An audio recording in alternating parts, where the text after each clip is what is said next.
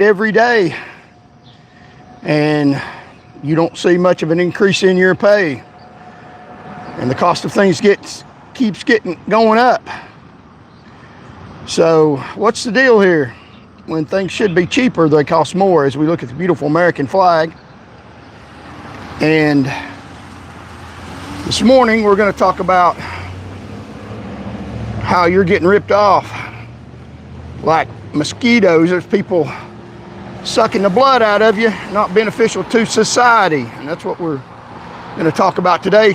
Tell you some specific instances of how the people in power exploit you, and you work harder and they get rich, super rich, for nothing. Now, a lot of the people don't agree with what I'm saying because they're programmed to believe a lie, but I'm going to explicate the truth, because no one is worth $1 trillion. They're just not worth that much money.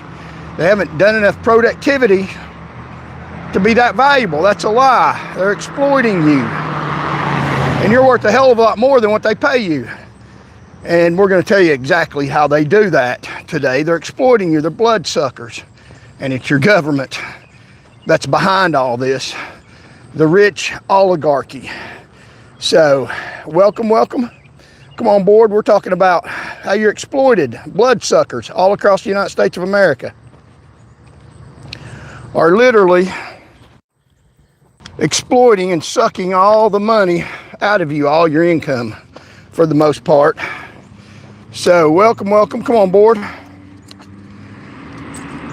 Let's get my little system set up here. Thank you all for joining. We're going to talk about the crooked system, the way the economy is rigged against you, and there's coming an economic collapse in the United States of America because of the way the economy is set up for the rich and powerful. It's synonymous. The powerful run the government, the rich run the government, even if they're not in power, because they run the power. We're going to explain to you how that's set up. They literally suck the lifeblood right out of you for nothing, like a mosquito, and a giant, huge bloodsucker, and suck the blood right out of you while you're working harder for less and less money, and they're getting rich for moving money around, for stealing your money, for doing no work. So the economy, the way it should work, the way they claim it works, is that people who work get paid for their work. And the harder they work, the more money they make.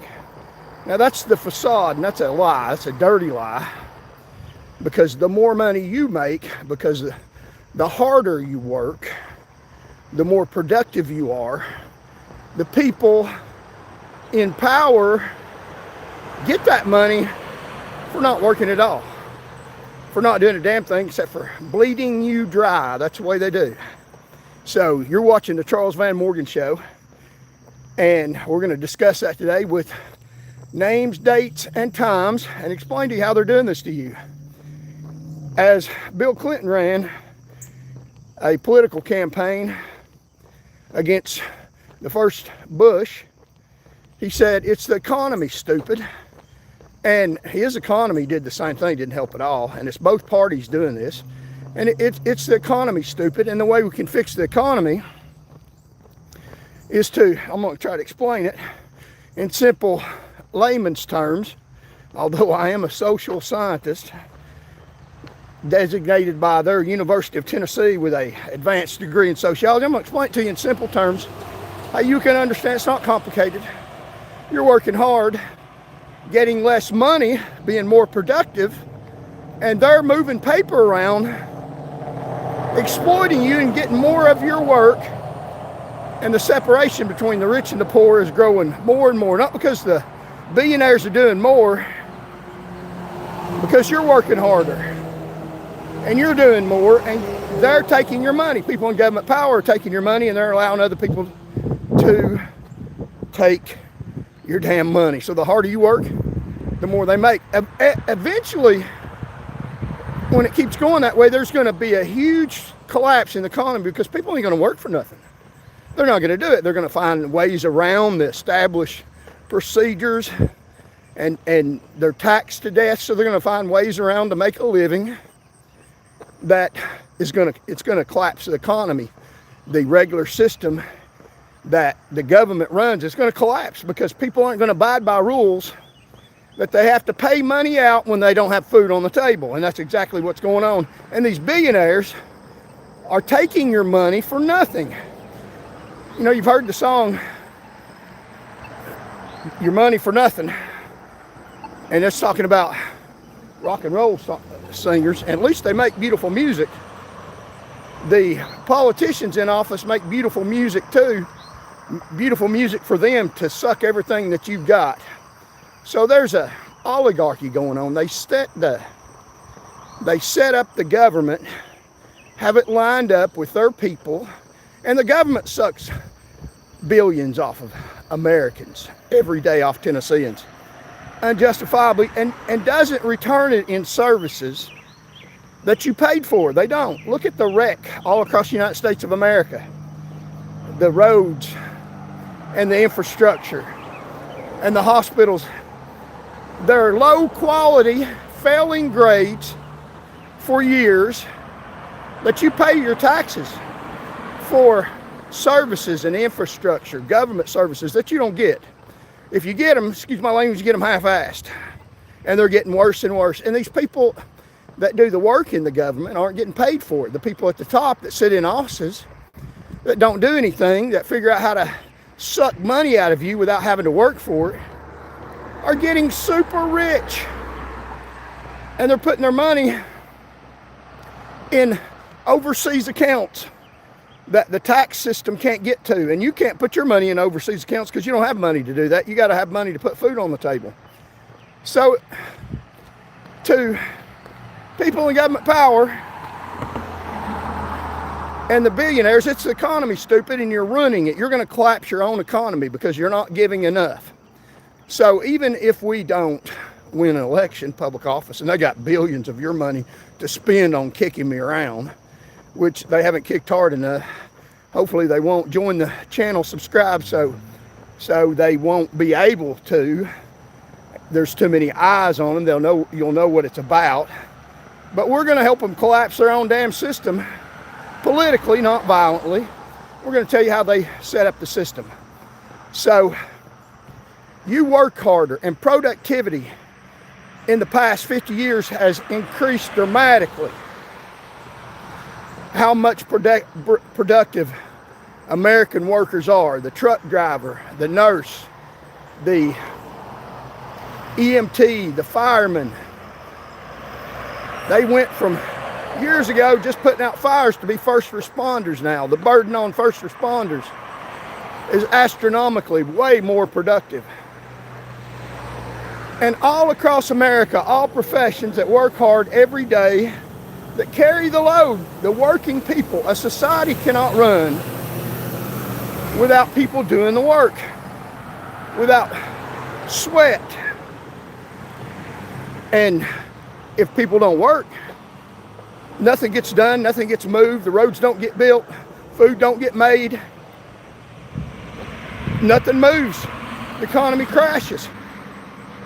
So the people carrying the load have become more and more productive out of necessity because these corporations are laying people off, getting their government subsidies and their tax exemptions to come to Tennessee, and then closing down after they got all the money and not paying workers wages like they should. So an economy can't run without workers, without people carrying the load, working, moving things, and providing goods and services.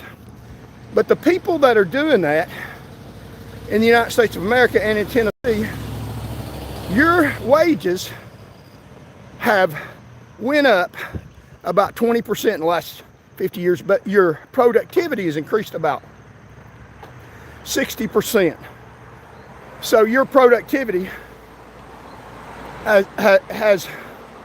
your productivity has risen 60%, and your pay has risen about 20%. So you're way more productive than your pay has went up. And the separation between the rich and the poor has astronomically increased. These people that aren't doing nothing, Wall Street people that pass around money, that move paperwork, that don't do anything, that extract money, more money out of your hard work to make you work harder for less money, for moving society, while they don't move a damn thing. They're useless, worthless mosquitoes that suck blood out of the American economy and don't move anything. They're the middleman, and we don't need them. We do not need them. And government, people in government power, help them do that. It's pretty sick and pathetic how things are done. They suck blood out of you, suck the life, living life out of America by this sick, pathetic system that they've got in place. And they say you vote for these people. You vote for them because that's the way they got it set up for you to vote for them. Because you only have two parties and you don't get the real truth. And this is the real truth. This is Unbridled News, Charles Van Morgan. And we're going to talk about the bloodsuckers, the plight on America, which is the people in power in the government and the rich billionaires. And I know this is unpopular to some degree by a lot of people because they think that, well, people have earned their money, they got a right to keep it, but they haven't earned that money. How can you figure that one man is worth $1 trillion? Because does he work enough in a day to be that valuable? Has he accumulated that much benefit to society, even over the course of years, to be worth that much? It's almost humanly impossible to accumulate that much wealth above the populace of the people. There's something going on there to where stuff is not being put back into the system as the wealth is being extracted from the system. That's just common sense. Even billionaires. I know people think I'm a socialist. I'm not a socialist. They are, because they're not doing anything. They're getting money for nothing, not doing anything substantially. They're certainly not worth their billions. They don't get their billions by being productive. They get their billions by stifling money off of you hardworking Americans. It's no different than somebody in the still of the night, in the quiet of the night, after you've worked all day and spent part of your money to fill up your gas tank from your paycheck, them coming in the quiet of the night and siphoning your gas out of your car and put it in their big machine and running it for free off your back. And then they make a law that says it's all right for them to do that as long as it's the government doing that, because it benefits the billionaires. And that's exactly what they're doing. Is you're working harder for less and less money. You're carrying the load, the jobs that people have to get done that carry society, the nurses, the teachers, and the people carrying the load in society are the ones that should be benefited, and retired people that have already done their share, and they're not able to now. They should benefit at least enough to make a above decent living, and some of them on Social Security that have worked hard all their life are having to eat dog food, are going without medical care, and have provided medical care all their lives for people. The nurses and the dentist aides and all professions all across America, your pay does not represent your value to the world. And any economy that will sustain itself, you have to pay people that are working at least a wage and an order enough to keep it going. And it has got to the point now where it's not worth it for people to work. They'll find alternative sources of getting money through the barter system or whatever, and the economy will collapse. I predict the collapse of the American economy if things don't change, where people that are actually doing the work, carrying the load, moving things, providing services, have to be services. If that doesn't change, and they don't keep, the powerful don't quit stacking the deck, then the American economy will collapse. The coming economic doom is right around the corner, and I'm warning you. And there's a lot we can do about it. Not violently, non-violently. They're stacking the deck, getting positions of power, making rules in their favor. And we're going to give you names, dates, places, and times. Even taking health care away from little children by feeding corporations, making them super rich. And they don't care. Corporations are about making money. And they don't care how they do it. And the government makes it legal. So they're stacking the deck. They stack the deck in government power. The government is always assured of getting their paycheck. If they don't get their paycheck, then they just print more money, which makes your money worth less. And they print enough money where they have it in their pocket where it's worth more.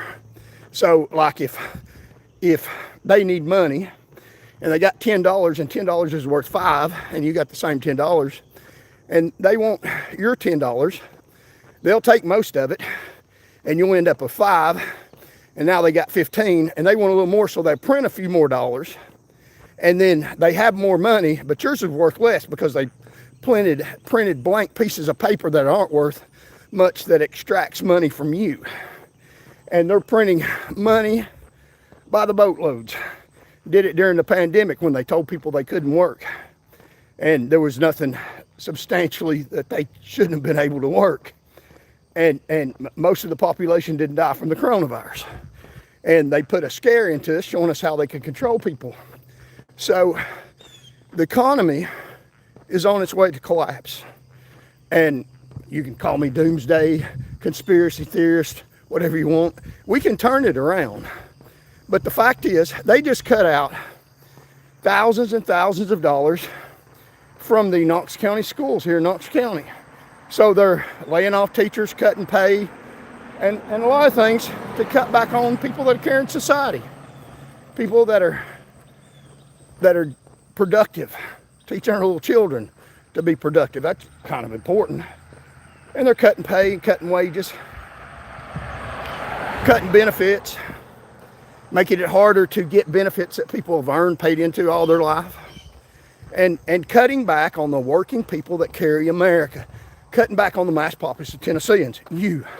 They're cutting back on your pay, they're cutting back on your benefits. Social Security is supposed to go down completely in somewhere around 2030. They say the money's not there to fund it. The money is there to fund it, but the money's in their pockets doing something else that they want to do.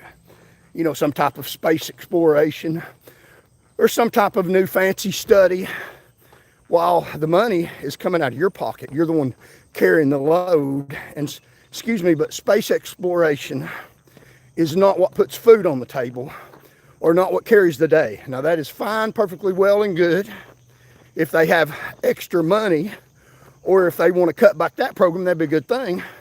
But it doesn't feed Americans and extend the life of the mass populace of Tennesseans.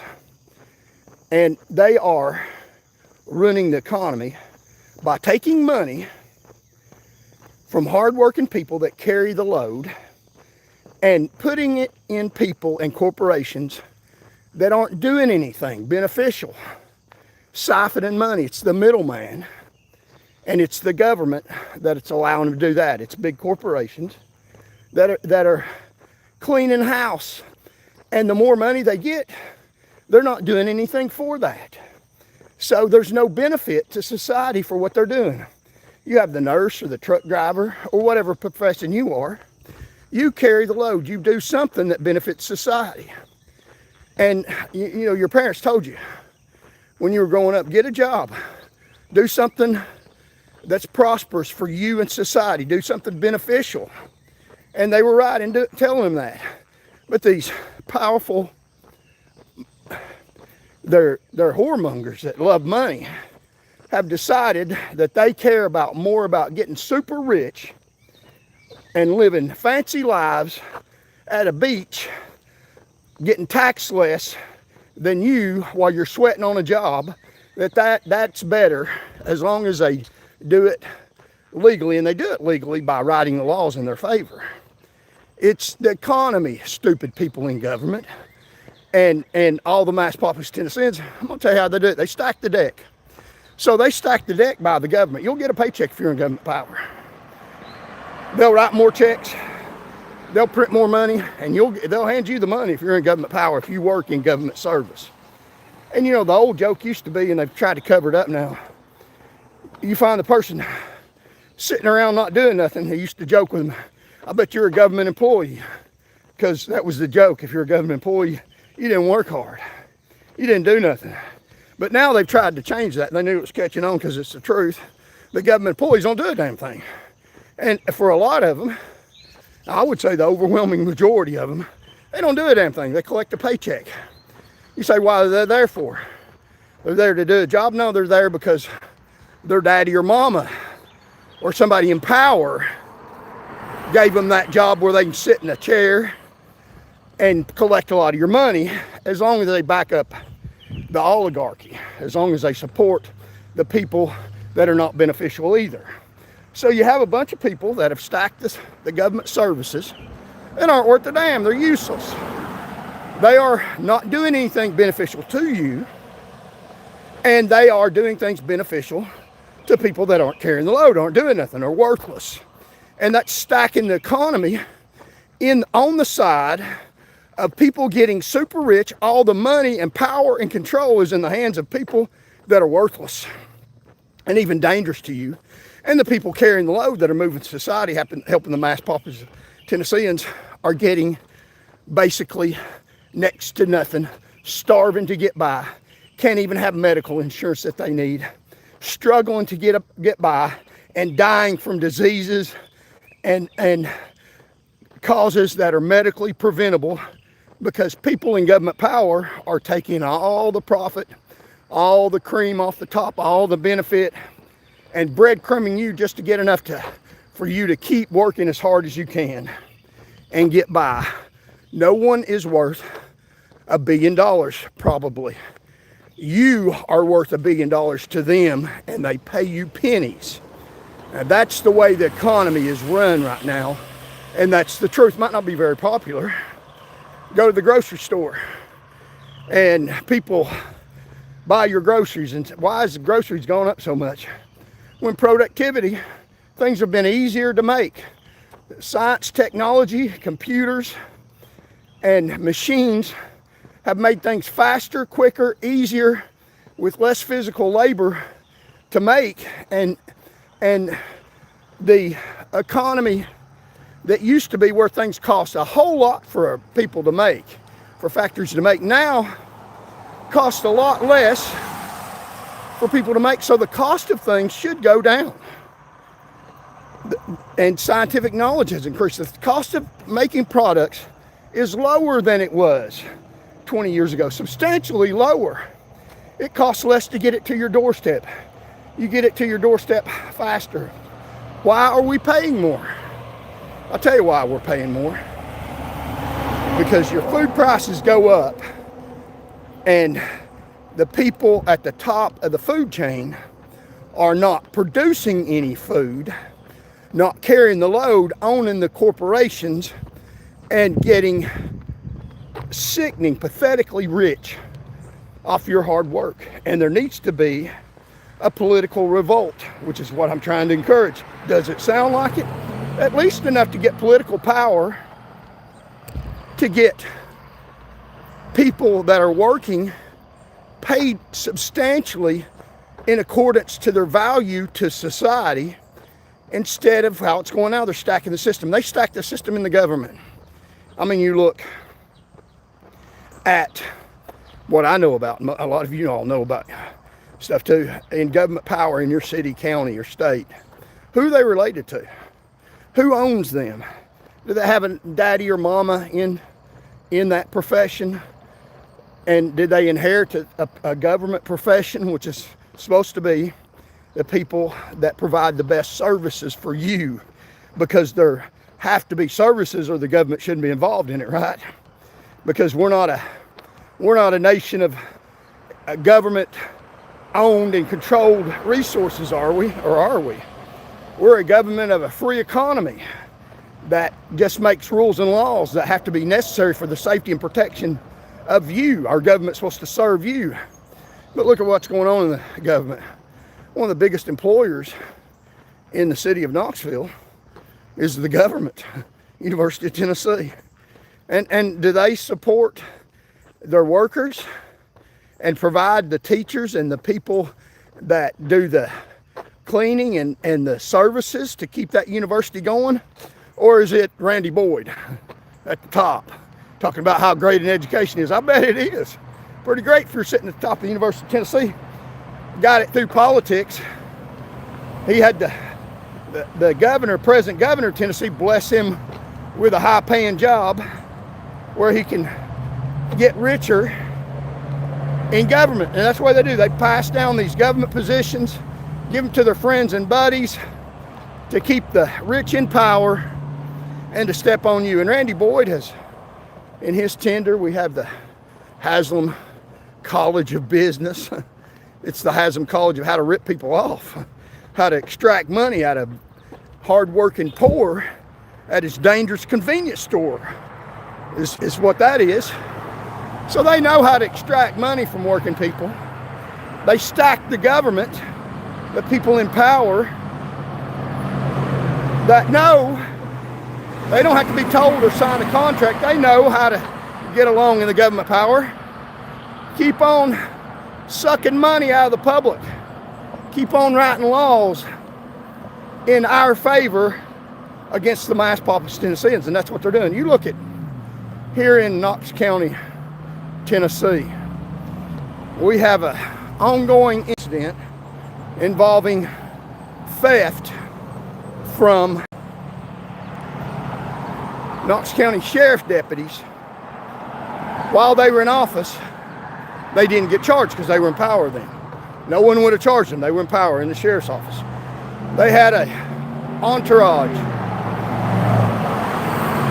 of power that you wouldn't have got to them. They would have never formulated a grand jury. Randy Nichols was over the Attorney General's office when Sheriff J.J. Jones was sheriff, and Randy Nichols was in power with the ability to get a grand jury and prosecute him. And they don't charge the people in power. They commit crimes and get by with it. So he's accused of stealing your seizure money, where they claim they've lawfully taken people's money that are using it for the proceeds of drugs. And they're accused of using that for their personal means. And while J.J. Jones was in office, Randy Nichols, Randy Good-for-Nothing Nichols, was the prosecutor in this district in Knox County, Tennessee. So he had the ability and authority, and then Sharman Tissue Allen, to prosecute J.J. Jones. But he was in power, and 10 years after he's out of power, then all of a sudden they come up with these charges. You wonder who he's made mad that was in power. And they come out with those charges after the sheriff's election was over. He was a candidate on the ballot. Two of them were candidates on the ballot. No one knew that they were suspected of a crime. They waited. They held the indictments to mislead the public in case they got in power again, and they would have never charged them, I don't believe. So you know about things in your county. People in power, they stack the deck. They inherit power. They give it to their cronies, and they always get paid. It's a government paycheck. And as I said earlier, it used to be a joke. People in government power don't do anything, and they don't. They still don't. That joke went away because people in power caught on to it, and they started punishing that truthful joke about them. And it's true. People in government power don't do a damn thing. They don't work. They get a paycheck off you. They're damn leeches. They're damn mosquitoes. They suck the blood out of you. They're not doing anything productive to provide for the safety and health protection or doing their job, what the definition of their job is. If it's in Department of Safety in the state of Tennessee, they're not providing for public safety. They're taking your money from you, tax money, and they're taking fines and costs, court costs, while they flapping down the road at a high rate of speed, drive drunk. They're mosquitoes. They're not doing anything to provide for public safety, and they're stacking the deck. You say, well, isn't there people in the Highway Patrol or in these government agencies that'll point that out, that people, their friends, that their comrades in these agencies aren't doing right? If they do, they'll get rid of them and keep the trash, keep the bloodsuckers. You look at Randy Nichols. Now, he was keeping J.J. Jones, sheriff, and covered up for the crime going on in the government. Now, he'll prosecute you. Oh, boy. Hell, a lot of people went to jail under him, and he was friends with the other prosecutor in Shelby County, Bill Goober, that prosecuted a lot of people. Did Bill Goober prosecute anybody with the Knox County Sheriff's Department, or Randy Nichols prosecute any sheriff's deputies while they were in power committing crimes? And they committed crimes, and they do commit crimes with a badge on in power in their courtrooms. They do. I've seen them do it. I've complained about it, about them violating other people's constitutional rights. Through their procedure, what do? They find out who's complaining about them violating the Constitution and further punish you for complaining about their lack of following your constitutional rights. That's what the government does. It's not about following your constitutional rights. The government is not set up to follow your constitutional rights. It's set up to protect them, the bloodsuckers, to protect them while they do nothing except suck the life out of you and your family and your children, and they're crashing the economy. So, Randy Good-for-Nothing Nichols sat over here, prosecutor, while a judge had to about fall over on the bench and rape people in the back hallways before he knew about it. Told him to pretty much to be careful that people were catching on to his crimes. But Randy Nichols, he was a judge in the courthouse. Well, Randy Nichols would bring cases before him, so he covered for him because he knew that the judge would rule in favor of Randy Nichols to put you in jail. Now, I don't remember Randy Nichols ever prosecuting somebody in government power, because he wouldn't have. Because they can commit crimes. People in government power can commit crimes because the deck is stacked. They own the judiciary. They own the courts. People think it's the Freemasons and all this conspiracy theory thing. No, it's the government. It's real simple. It's people in government power. It's your government. We're at political war with your government. Now, they're in a violent war with us. You don't think so? You try to exercise a constitutional right while they got you in a dark alley with badges all around and flashlights pointed at you, not doing nothing wrong, and they tell you to do something that's against your constitutional rights and find out what happens to you. You might not make it out of the damn alley, and they will say that you went for their gun even though you're unarmed, that they had to shoot and kill you. That's the biggest line I've ever heard. When an officer shoots an unarmed person, they always say, well, they tried to get my gun. Because they didn't have a gun, but they were getting my gun. Yeah, right. And where's the video that shows that? Oh, there's not one. Well, we got pictures of me all dirty after the fact. So people in government power are crooked as hell. They suck money out of you for nothing, and they got the deck stacked in their favor. Everybody, for the most part, in government is related or friends, part of the entourage, and they lie for them. Randy Nichols covered up the crimes, knowing, he said he had conversations about criminal activity by the sheriff, by Baumgardner. Now, Baumgardner eventually got caught, but it wasn't because the sheriff did, wasn't because Nichols did anything about it. I bet he didn't like for Baumgardner to go because he got you prosecuted for crimes. And Randy Nichols was in the Attorney General's office here in Knox County over prosecuting the sheriff for crimes. But they never prosecute a sitting sheriff for crime, I don't think, because they help each other. And they'll prosecute you for crimes you didn't even commit, but they won't prosecute each other for crimes they're committing. At the time, they're in power because they protect the power. A lot of people think this, but they never heard anybody say it as blatantly as me. And it's dangerous, I get it. I've lived a life of danger protecting the public all my life. So I'm used to it. So welcome everybody. This is the Charles Van Morgan Show. We're explaining to you how these people in government power stack the system, run the government, and suck money out of hardworking Americans. And it is horrific what they do to you. So they stack the government. They own elections. They own the public discourse and sell a bunch of lies while they're robbing you blind and making it legal to do that. And we're going to give you some instances of them doing that when we get to our signature location. And talking about Randy Nichols, he was the sheriff, he was the prosecutor when J.J. Jones was a sheriff's deputy. Did he do anything about it? No. Because they stacked the system. They even stacked the sheriff's department. After Randy Nichols retired, he is now, right now today, Randy Nichols, getting your tax money because he is a sheriff's deputy. In actuality, because Sheriff J.J. Jones hired him to be an attorney for the sheriff's department. He represents the sheriff's department. So, of course, they cover for each other. They stack the deck. They promote them to other government positions after they retire. It's a stacked deck. Your government is a stacked deck. It doesn't represent you. It represents these people. You can see it in plain sight. It's hard. It's so prevalent, it's hard for them to hide it. And they don't work for you.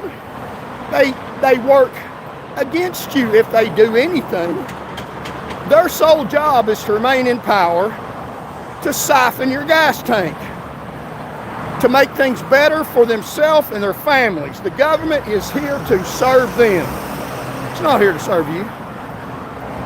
It's about to collapse the economy because it is so disgustingly horrific. It is so disgustingly horrific. If you live here in Knox County, they raised your property taxes to pay Randy Nichols because they pay sheriff deputies. Your property taxes pay sheriff deputies. Now, Randy Nichols is about to starve to death. He doesn't have enough money, so he had to have another retirement job. And he was so good at his job that he deserves to represent the sheriff's department. And he was good at his job. Very good at covering up crimes of people in power and convicting you and putting you in jail. Putting the fear of government, which they think is God, into all the people. And the government can run around, siphon your gas, do whatever the hell it wants to. They turn a blind eye to that, and now your tax money went up, your property taxes went up. Because it had to, we got to pay services. No, because it's paying people like Randy Good-for-Nothing Nichols, who his name's on buildings. I mean, he's a great man, his name's on a building. That ought to give you a clue. They got their name on a building or the side of the road. If they're not a former soldier that died in combat, it's a crock. They're building them up so that you won't look behind the curtain to what kind of crook they are. Randy Nichols is still getting your tax money, and your property taxes went up to go in his pocket and his family's pocket. Randy Nichols is a crook and a liar, and he lied under oath. And that's the truth. People won't say that. I will. It's the truth, and I can prove it. He lied under oath in a deposition. I can show you his lie. He said that, referring to me, that I was involved in some crimes, he alleged. And then, under oath, he took it back. So ringing the bell, but he said something under oath that he lied about and admitted it. But he can do that. He can do that because the judges in power will never convict a sitting prosecutor unless they've done something against them. The government is a facade. It's not what you think. that they say it is. That's what a lot of people think. That's why there's about 4 million, over 4 million people now watching this show. So I'm a social scientist, in addition to somebody that knows the law. So you could take my law degree, the same thing Randy Nichols had that he twisted in his favor, and we're going to show you some stuff. This isn't a new phenomenon. So that is a foundation of this stuff. This is bigger than me. I'm just the messenger. It's a hell of a lot bigger than me. And people don't like the way I'm handling it. Well, Jesus handled it this way. I'm a follower of Jesus Christ, so why wouldn't I handle it the same way he did? He didn't put up with people ripping off the poor and the needy and the sick and the afflicted. And Christians don't have to either. Now, we can go vote. That's what we need to do. So Randy Nichols is the reason why your property taxes had to go up. Because he's got to get a little more of your money. He's getting a paycheck from you right now. Look him up, Knox County. And he was hired by J.J. Jones, who's now facing criminal indictment for stealing money. And Randy Nichols and Sharman Tissue could have charged him for his alleged criminal offenses that have gone on. It was 10 years ago these crimes went on, and now they're just charging him. Why? Because it's not in power anymore, can't affect anything.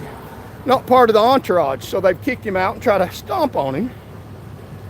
And I know I heard another person, a lawyer, say, you wonder who he made mad. He's made somebody in power mad. It's not about the crime he committed. They don't care about that. They do that every day, all day long. People in government power commit crimes.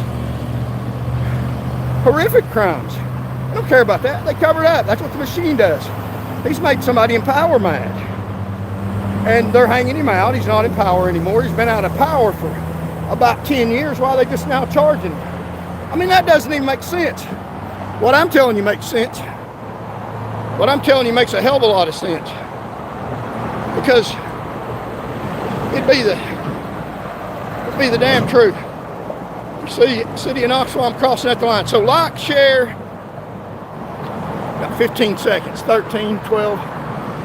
Like, share, comment. So what I'm telling you, and this show is about the economy. People worried and concerned about where their next meal is, while the political candidates are talking about China buying up our land. People in the government in America are buying up our land and using it for their own benefit to control us and extract the benefit we provide out of us while they're doing nothing. It is that simple. And they're stacking the deck. They're in power, and they write laws to make it easier for them to stay in power and make laws where they can hand over the operation of the government to corporations that seek to make a profit for their fellow billionaire buddies.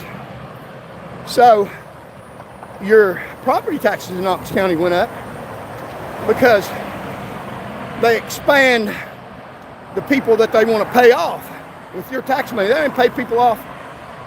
They don't even pay people off out of their pocket. If you want to hire a lobbyist, you got to pay them out of your pocket. They use your tax money to pay these people because they hire them as employees, and their salary is a payoff. So Randy Nichols is the reason why your property taxes is higher. Because when he was in office, he served the polity. He served people in power. He didn't prosecute who they didn't want him to prosecute, and he prosecuted who they wanted him to prosecute. And of course, obviously, people say, well, they prosecuted such and such, and so that's not the way it is. They prosecute criminals.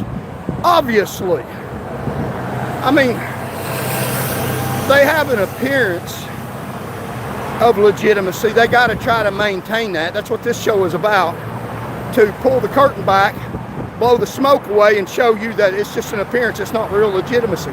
Obviously, in order to sustain an appearance of legitimacy, they prosecute notable cases. I mean, that's just obvious that they're going to do that. It's no big deal to them. Somebody murders 2 college students here in Knoxville, or 2 young people in a brutal murder. Sure, they're going to go after them, because if they don't, it destroys their legitimacy. But behind the scenes, They're not prosecuting people in the government that should be prosecuted. They're prosecuting the street crimes that are so obvious and blatant. If they did, they'd get hung out. Of course they'd maintain the appearance of legitimacy and prosecute people who do heinous things. Any prosecutor over there is going to do that. That's not a big deal. It's what they're not doing that's the big deal. They're going to get these sick, horrific, dangerous people that everybody knows off the street. If they didn't, they'd run them out of their positions. It'd be so obvious. But what about the criminals in government power that it's not obvious? I mean, it wasn't real obvious what J.J. Jones was doing if he's accused of what he was doing. I mean, it was obvious, but it wasn't obvious to the public, where you got duck blinds and you drive by and you're the sheriff now and you see them working on a car that's their car while they're supposed to be out on company time, on sheriff's department time, providing for public safety. And you don't say anything about it. You know you better not. Because if you want to stay in the sheriff's department, run for sheriff later and win the sheriff's office, whistle clean even though you didn't do it, did you turn a blind eye? They're protecting each other. That's what the government is set up for. And they prosecute the murder of people that kill innocent young people. That's nothing to them. They'll do that. They have to. That's fine. And get on television and brag about their successful prosecution of something that a 5-year-old could have prosecuted. It's so blatantly easy and not complicated, and it takes them years to do. And at the same time, behind the scenes, they are not prosecuting people in the government. Because if they did, they wouldn't be able to retire and then get a job in the sheriff's department. Because they know what's coming to them later if they go along and hide stuff, cover stuff up, and hang out people that they tell them to hang out. Then they get a paycheck from the government even after retirement. That happens across the board in the government. You look at your Tennessee Highway Patrol putting you in jail by the truckloads. And I'll just mention this briefly because I pointed it out a lot, because it's in the news. There's over an hour special in the news talking about this corruption where the Tennessee Highway Patrol is putting innocent people in jail, ruining their lives. And I happen to know about that. I used to be a trooper, and I put guilty people in jail, some very dangerous to themselves and other people, and they didn't have news stories about me putting innocent people in jail because they weren't innocent. It's not that difficult. They have one the other day right here in Knox County that arrested someone that was having a medical emergency, a diabetic emergency where he needed sugar. Could have died in the backseat of the patrol car. The trooper said he didn't have any training in that. Now, he arrested a police officer. The police officer, after the fact, said he went to the academy, and when he was in the academy 20 years ago, when he was in his 20s, he got training on detecting people that aren't drunk. They might appear like they're drunk, but they're having a medical issue, something that they can't control. They don't know when or how, and they're having diabetic issues, and it makes them appear like they're drunk and they're not committing a crime. They need an ambulance, not a jail cell. I mean, we're a civilized society. We don't put people in jail for medical issues, especially when there's no way that they could know. He just left a doctor's appointment, was put in jail by a trooper, and the trooper didn't care. He wanted the number. And so they're putting guilty people in patrol cars that are drunk because a judge put a drunk trooper back to work that was drunk on the job in uniform. And some of these drunk troopers are arresting citizens, and they're lying about the number because they got the system stacked. They got the Tennessee Highway Patrol stacked full of criminals, full of illegal, dangerous people. The higher you go at the top, the more dangerous they are. And I'm not speaking as a novice. I know these people. I've met them. I'm not impressed. I'm not afraid of them. They're not to be feared. If you bark loud enough, they'll run like a little girly man. The colonel of the Highway Patrol, I went to the academy with him, the second one. I'm better trained than he is. I'm better capable of being the colonel of the Highway Patrol than he ever dreamed of being, just by education level. Because he doesn't have an education pedigree. He's got a daddy and an aunt that were in government power, but protected the elite, and that's what they continue to do, protect the elite. At your expense. They got the deck stacked, the government stacked. So come on board, like, share, and subscribe. And we will. I used to work in law enforcement. All the good ones quit or get fired. The only good ones left keep their heads down. That's exactly right. So there's a law enforcement officer that's telling you the way it is. I get contributions to get this message out from law enforcement several times. They don't like the way the system is either. It's crooked as hell. So hang on board if you want to. We're going to give you names, dates, places, and times to talk about the stack system. They stack the government, and then the government rips you off. And that's what the show is about. Hard-working poor, or middle class, that ought to be affluent if you're carrying the load. That's what makes a country prosperous, society prosperous. That's what makes America prosperous, is people producing products and services that benefit other people. Instead, the government's sucking the benefit off, and they're not providing a benefit, and they're stacking the government to be able to do that.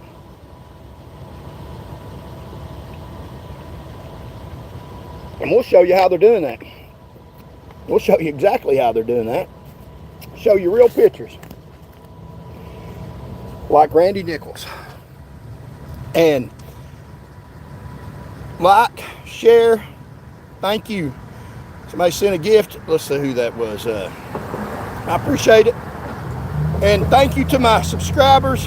They're pretty much the same with the military. Yes, men rise to the top. Yeah, and we need to do something about it. And we're going to tell you names, dates, and places and times. It's the extraction machine. Bloodsuckers of the working class in government. And as I mentioned, the colonel of the Highway Patrol, he didn't get there by providing public service, by providing the best safety. It's the Tennessee Department of Safety. That's the name. That's a label. It doesn't mean the Tennessee Department of Safety. It's the Tennessee Department of People Protecting People in Government Power at Your Demise. That's exactly what it is. They're arresting innocent people while they're going down the highway drunk. That's the truth. They're dangerous to you. It's the Tennessee Department of Public Danger. Say how they get in office. It's rigged. They're stacking the deck. The colonel of the Highway Patrol, his aunt is a former Tennessee Supreme Court justice. He didn't get in his position because he has an education or because he's qualified, because he knows about public safety, because he has an education in emergency management, teaching him how to provide services to protect the mass population of Tennesseans. He got in that position because he's part of the system that's to provide for them and take from you. His aunt is the former Supreme Court justice. His dad was a former major. It's rigged. They rigged these people up that'll be honest to them and extract money from you. A trooper that his daddy was a lieutenant in the Highway Patrol that investigated my case. His dad was a lieutenant in the Highway Patrol. I was with him when another trooper made a complaint against some people in another department, alleging they weren't following the law. This trooper took off. I'm not listening to that because he didn't want to be any part of somebody complaining about the government. So he lied on paperwork about me. He said that, backing up the system, because the system was trying to get rid of me. Not because I wasn't providing for public safety. I was providing for public safety because I had made a legitimate complaint through their system about them not providing public safety, where I was put in a position where I had to. And this trooper wrote out a police report, and he lied on a police report. he made false accusations, facts, in a police report. He said something happened that didn't. That can be proven. Signed his name to a police report. They write police reports all the time that are lies, dirty lies. You can prove them. It doesn't matter if the person adjudicates is put in power by them too and adjudicates that their lie is the truth. That's what they do. So you say, why bring that up now? Well, because after he retired, like Randy Good-for-Nothing Nichols, from his job, this trooper is now a Knox County Sheriff's Deputy. Joe Walker, retired as a sergeant with THP. After he lied on paperwork to back up the establishment to stack the deck, he lied for the major against the truth. And they know he will protect the establishment. So they hire him at another establishment, the Knox County Sheriff's Department.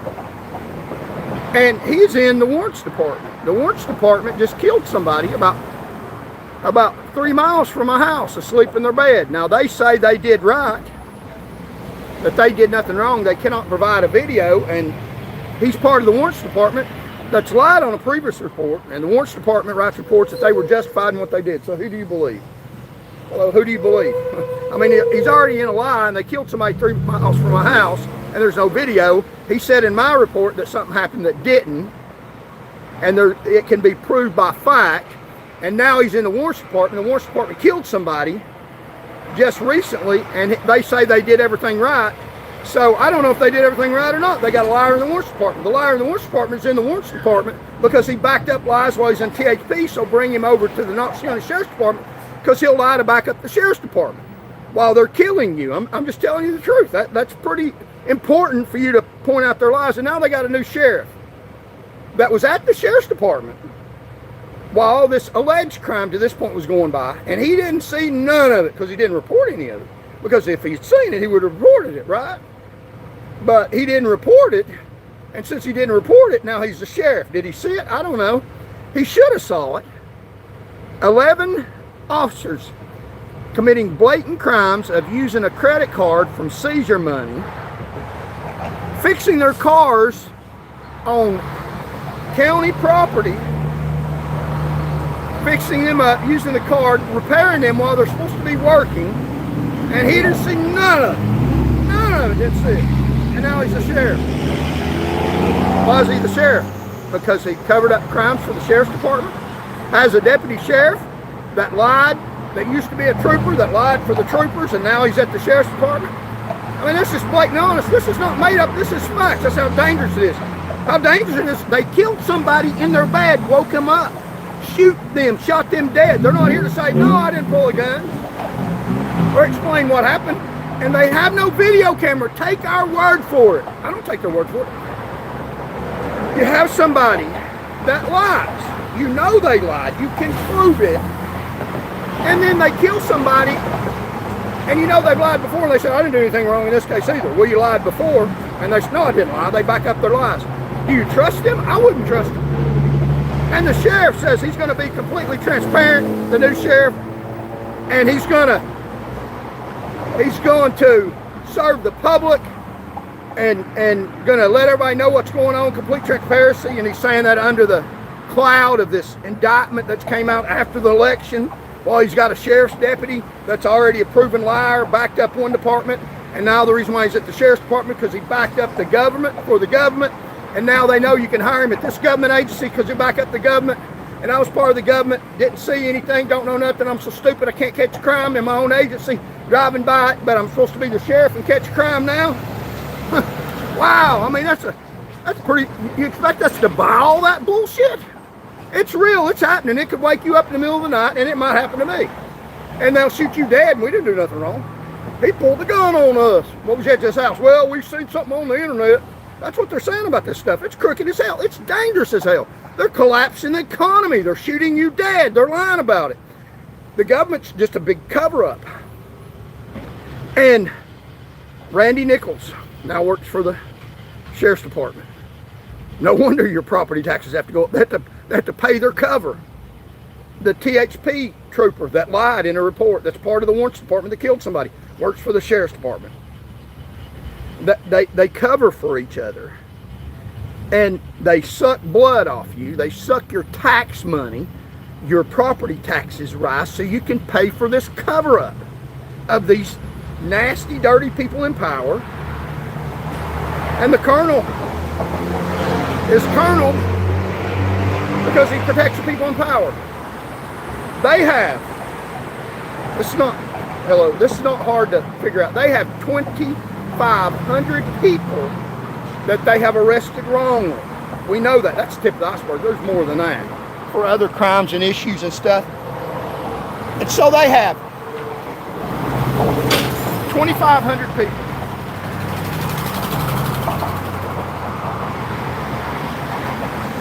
But they wrongly arrested. They first said 600, and then when questioned, they come out with 2,500. They said they didn't know and have the proper data before. But they have. Like, share, and comment, and subscribe. They have 2,500 people now that they say they arrested for drunk driving and had 0 alcohol, drugs in the system. And the colonel, that's how blatantly obvious this is. The colonel, and you can watch it on YouTube, it's all over the place, says that the colonel I went to the academy with, that I know, that's part of protecting the government. That's why he's colonel. Not because he provides for public safety, because he provides for the safety and protection of the government and their exploitation of the people. That's why he's the colonel. That's nothing to do with your public safety. Now, he would say there is. He literally said 2,500 people they arrested for drunk driving, no drugs or alcohol in their system. And they arrested for being under the influence of drugs or alcohol, but none in their system. So what is it? They were falsely arrested. And there's even a news show about it. They're falsely arrested. They should have been arrested. Should not have been arrested. Unlawful arrest. Easy. Admit it, Colonel. Tell the truth. If it had been him or one of his people in the government, he would say, oh, the trooper made a mistake. 2,500 nobodies, the mass population said, you're nobody to them. You're trash. You're dirt under their feet. You're nothing. If you stand up against them, you're worse than nothing.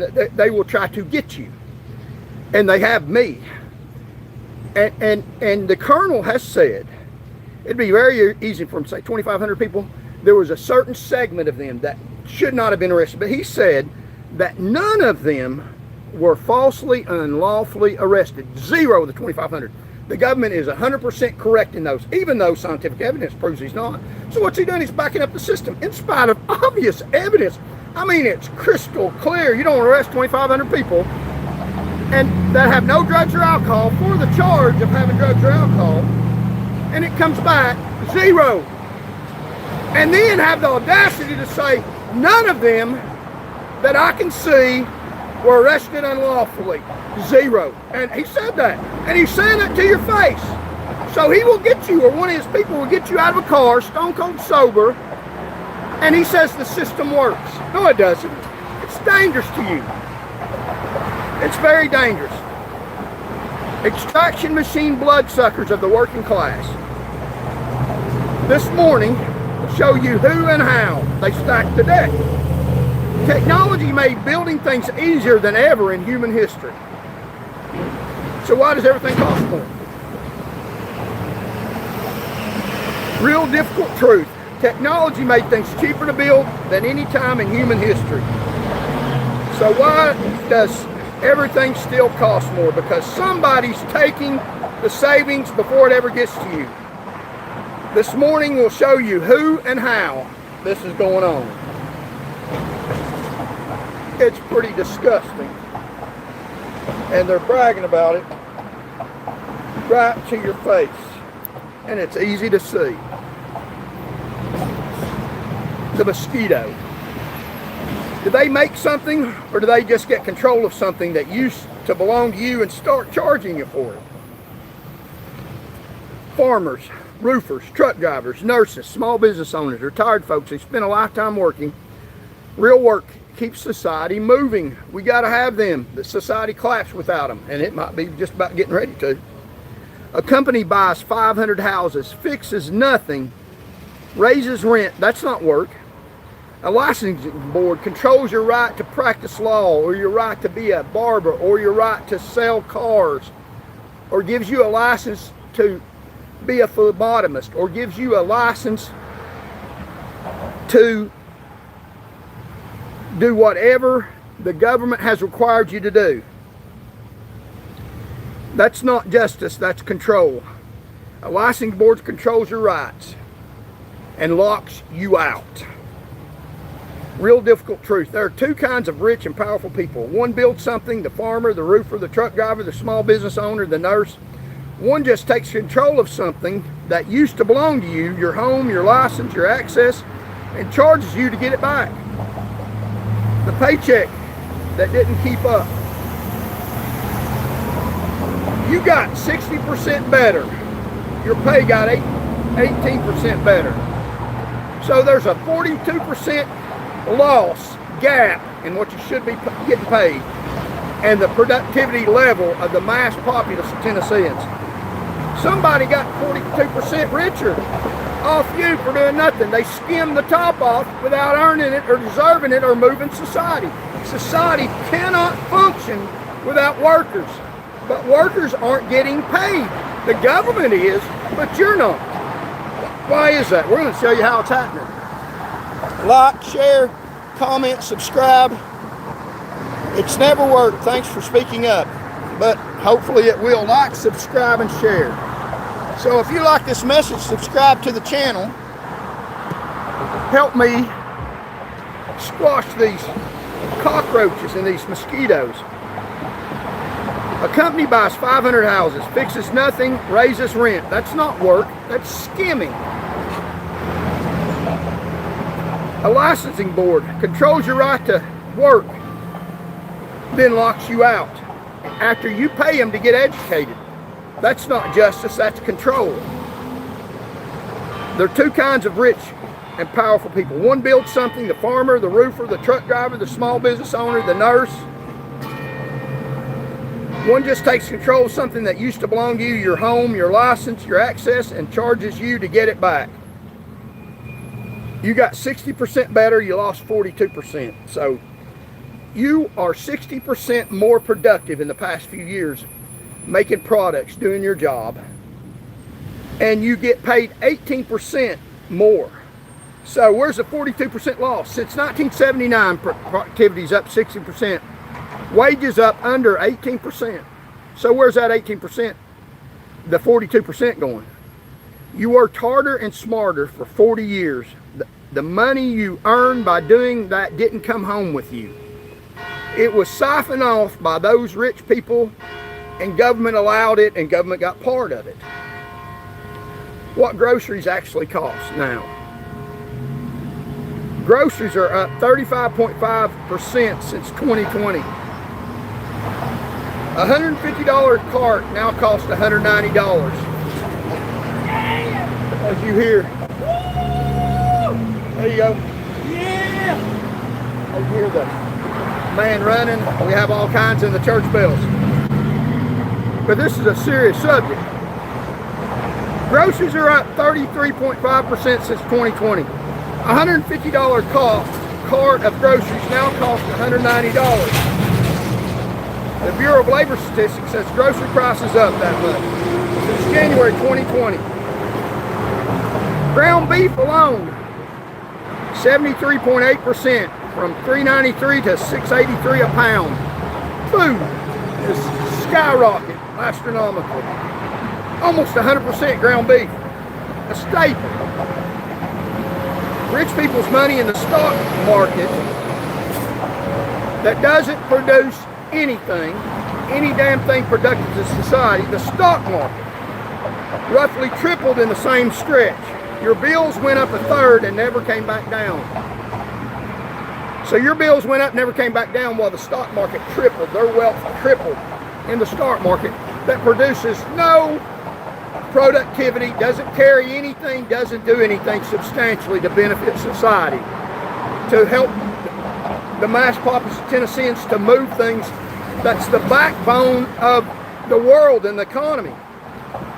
$150 grocery costs. 2019 costs $190 today. That's not your imagination. That's 33.5% higher. Confirmed. That is crooked as hell. That's the government numbers. Meanwhile, the stock market, where their money sits, Their money sits. The money represents what you did that they got from you. That roughly tripled. Their wealth grows fast. Your bills only move one direction, up. The two tax system. We tax sweat harder than we tax sitting on the beach. Your hard work is taxed astronomically. Work 8 hours, earn $50,000, taxed hard. Billionaire stock earns $50,000 overnight while they're sitting at the beach, tax light. Real difficult truth. The tax code doesn't treat your labor and their leisure the same. Somebody in Congress decided that on purpose. Your rent isn't the free market. A spreadsheet in Texas decides your rent. RealPage software tells landlords citywide what to charge at the same time. The Department of Justice sued RealPage August 2024, joined by 7 states, including Tennessee's own AG. They even admit it sometimes. Real difficult truth. Your landlord didn't decide your rent went up.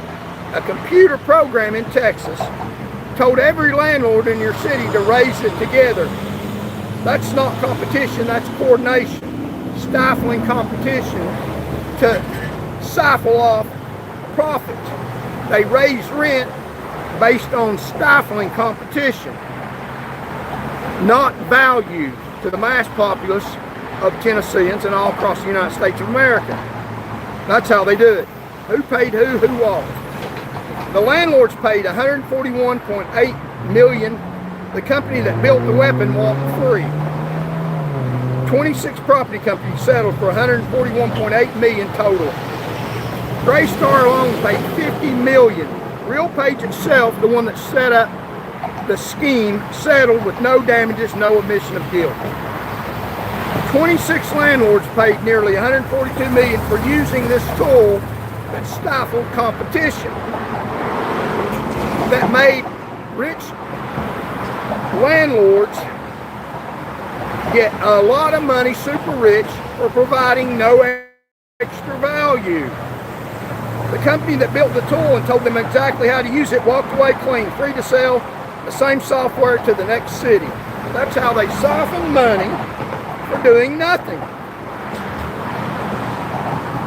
The 5-box pipeline. Your tax dollars take 5 steps. One of them is built to keep the money. Taxpayer, federal government, state, for-profit company, citizens in need. So, picture 5 boxes in a row. 1, 2, 3, 4, 5. And a company gets hired to manage the process and gets paid no matter what happens to the person at the end of the line. So, you have the taxpayer, the federal government, the state government, a for-profit company, and then the citizen that needs the benefit that they paid for earlier, or a citizen that can't pay for the benefit because they're a child and they shouldn't have to in a civilized society. And the middleman is a corporation. Number 4. Somewhere in the middle, a company gets hired to manage the process and gets paid no matter what happens to the person at the end of the line. So they put a middleman in there that siphons off the money that's supposed to be going for the intended purpose, but it doesn't get there. It gets siphoned off. Cheaper to deny you than to help you, Maximum. Now this is a company in Tennessee that was hired by the state of Tennessee to manage healthcare. Maximus, M-A-X-I-M-U-S. And this is what they did. They hired them, and it was cheaper to deny you than to help you. That's the whole business model. So what they were hired to do, provide health care substantially for children and the elderly. It was better financially for the company to deny the money than to hire the people they needed to investigate and give you the money. And Maximum gets paid a set contract amount, win or lose, help or harm. 2017, after they hired Maximus, uninsured kids in Tennessee jumped nearly 23%. Governor Bill Haslam was in office, while 23% more kids jumped to the uninsured medical care, uninsured children, under Governor Bill Haslam, the great man that, according to Bill Lee, has done great things all across Tennessee. He hasn't done great things for children, the most innocent in society that can't vote. But he's a good man, got his name on the side of a school, protected the government, and the government protects him now. Knocked off nearly 23%. He hired this company, Maximus. He was in office then. Maximus, that's a company that Governor Bill Haslam hired to manage health care for children, that denied 23% more people got kicked off, children got kicked off getting medical care. Now, if you want to argue that children need to buy their own medical care, need to work harder, you go ahead with the baloney, they're little children. And if you want to say that, say it out loud, real loud, that 23% more children should have been kicked off the medical, and come up with your argument their parents should have paid for them, whatever. I don't care what the issue is. Children should get medical care. Children should get medical care. Children should get medical care. If you want to stand up and argue that they shouldn't because their dad ought to pay for it, their mom ought to pay for it, if they're not getting it, they're kicked off medical care, then they need to get it in spite of their rogue, crooked parents. And as a civilized society, people should pay for that. I should have to pay for that. You should have to pay for it. That's a service that drives society, healthy children. I mean, people have the most horrific arguments that if they say it out loud, people listen to them, they might get punched in the face. Now, don't do that. I'm just saying. Maximum gets paid by the state to process health care eligibility. It costs them money to do the job right. So if they do it right, it costs them money. So they don't do the job right. For children. It costs them nothing to deny you or children. Instead, every kid kicked off Medicaid, every single wrongly denied, was Maximum's finding it cheaper to fail you than to help you. Governor Bill Haslam was in office. Healthcare is robbing both ends of life.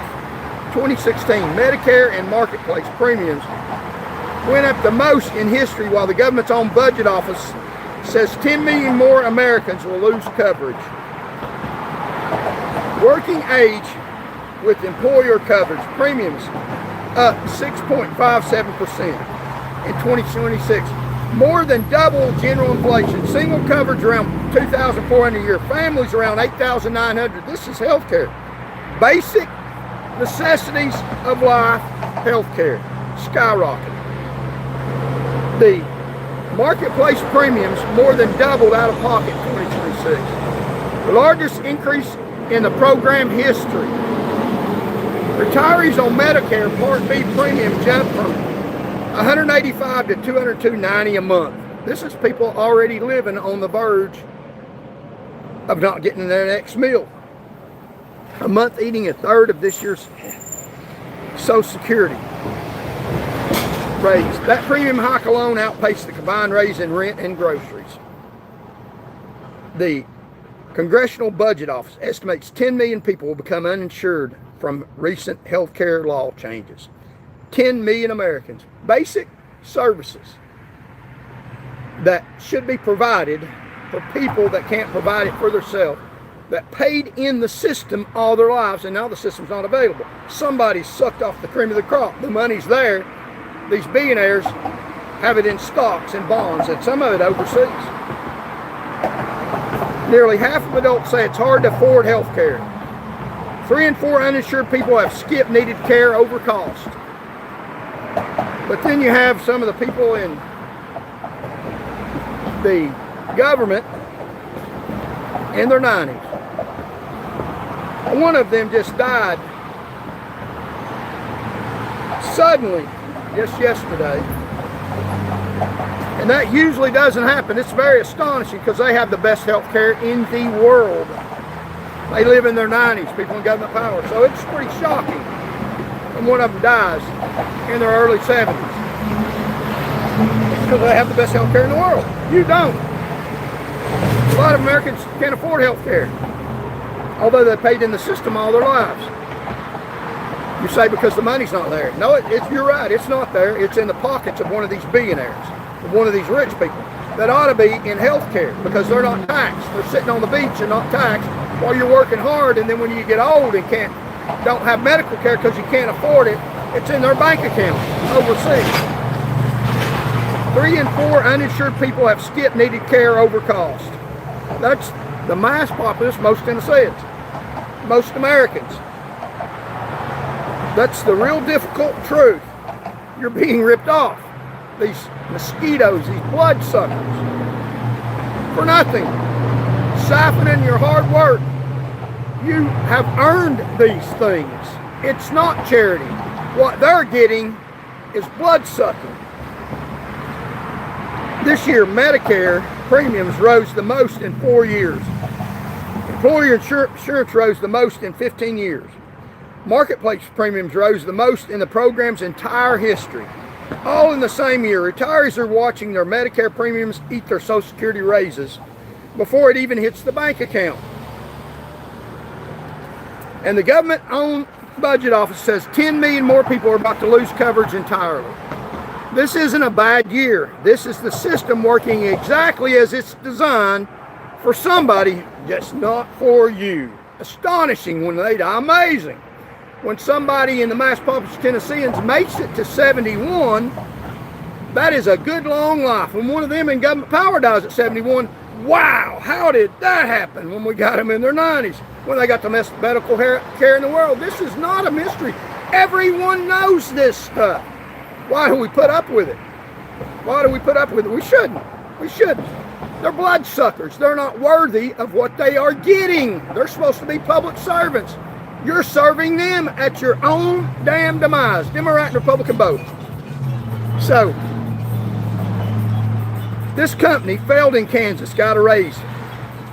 That's in Tennessee, siphoning children off of medical care under a Christian governor. And the other Christian governor that has made progress, signs of progress all across Tennessee. The establishment builds up the establishment while little children don't have medical care. Real wonderful how they cover that up. Well, let's read the facts. Kansas hired Maximus in 2016. Backlogs, complaints, poor services. Kansas kept them and paid them more money because they're serving the government, serving the entourages, serving the people in power. They're not going to put them out. Give them more money. The real difficult truth, this isn't a one-state problem. Kansas hired the same company for the same job. It failed there too. Kansas answered, keep them and pay them more. That's not incompetence. That's the business model. They're serving us, taking people off medical care, giving us the cream off the top for doing nothing. Keep them. It's working. How about the company, if it was in government service, if it was working for the government, supposed to be in government service, how about they provide more and better health care? That'd be real simple, wouldn't it? But that doesn't allow them to skim off the top for doing nothing. And your own work buys this power used against you. Your own work puts them in government office. Because the money they skim off you, they put it back in political campaigns. That's just the damn truth. Like and share. And please subscribe to the channel.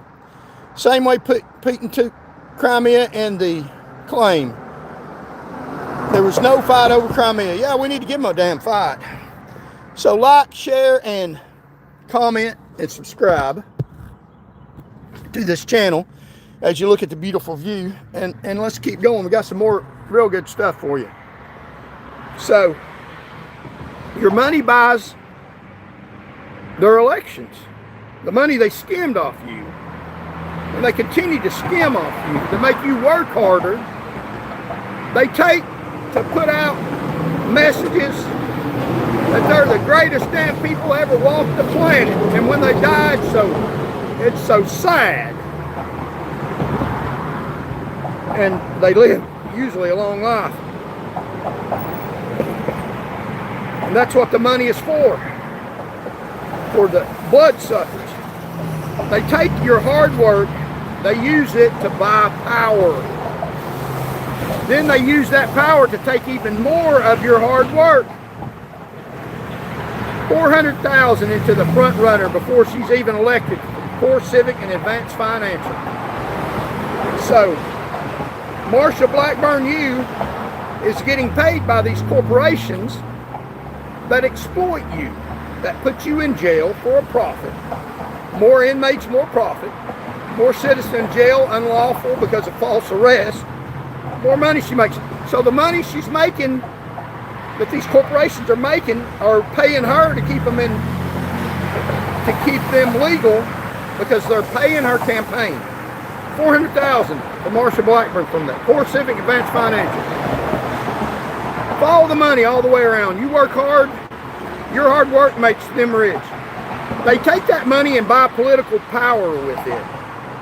Then they use that power to write the laws that make it easier to keep squeezing you. Your own labor is funding the system built to work against you. That is the difficult truth.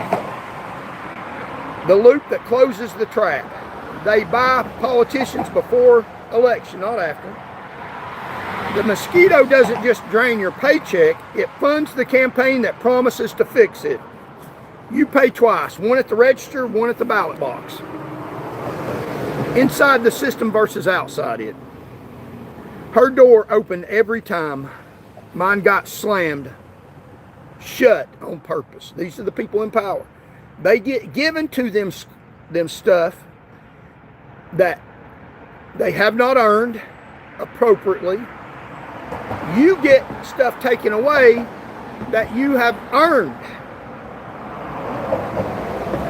Let's look at the Republican and the Democrat side. Since we talked about the Republican, we're going to have a Republican governor in Tennessee. It's a Republican state, substantially. But let's look at Jerry Green. Democrats and Republicans are the same. It's not no difference. It's part of the same racket. They'll cover for each other. Jerry Green, Georgetown Public Defender, City Council, party endorsed. She does a commercial. Hello. She does a commercial and talks about she was raised by a single parent, had a rough life, had to wear hand-me-down clothes. Like that's the outlier. Jerry Green, that's most people in the United States of America. That's the mass populace. You're not special because you had a hard life. A lot of people wear hand-me-down clothes, Jerry Green.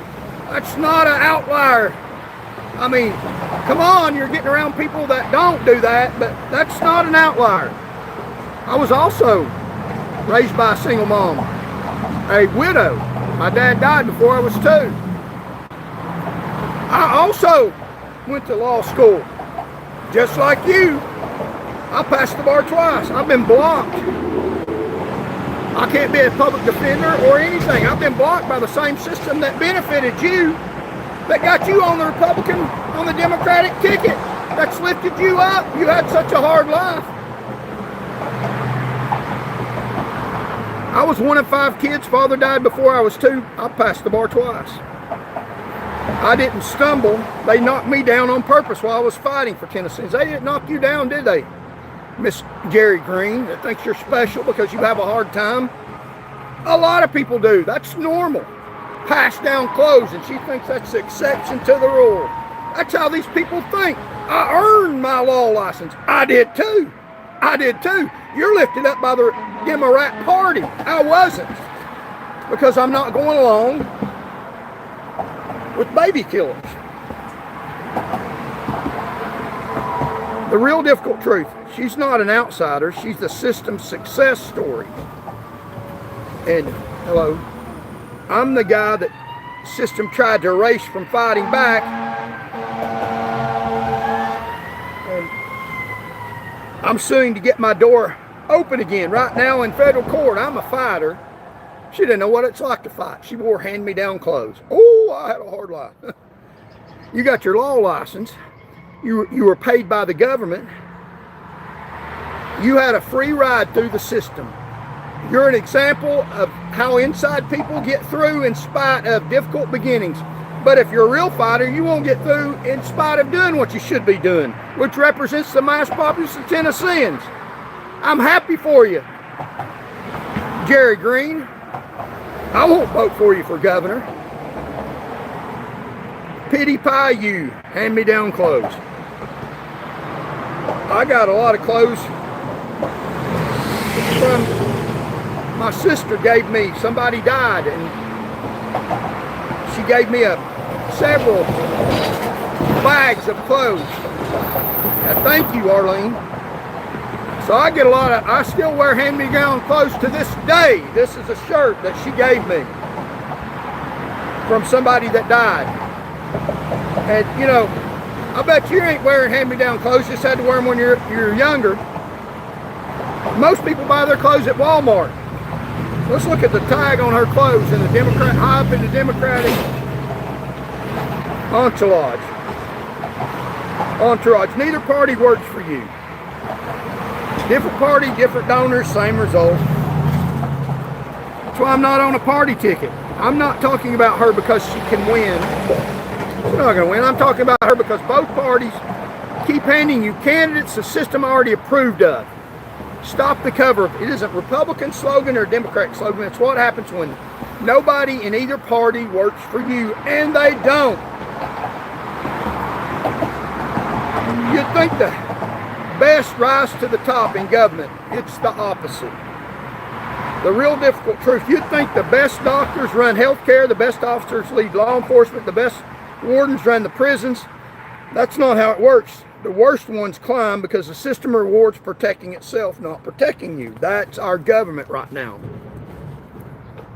That's how they work. The warden can't even run an execution in Tennessee. Did he lose his job? Hell no, he didn't lose his job. Let's read the comment. Still the same story over and over, just with a mask called communism or Republican or democracy, whatever the new world will be. Maybe independent, who knows? That's exactly right. So, talking about how the government's run against you. The warden in Tennessee can't even run a jail.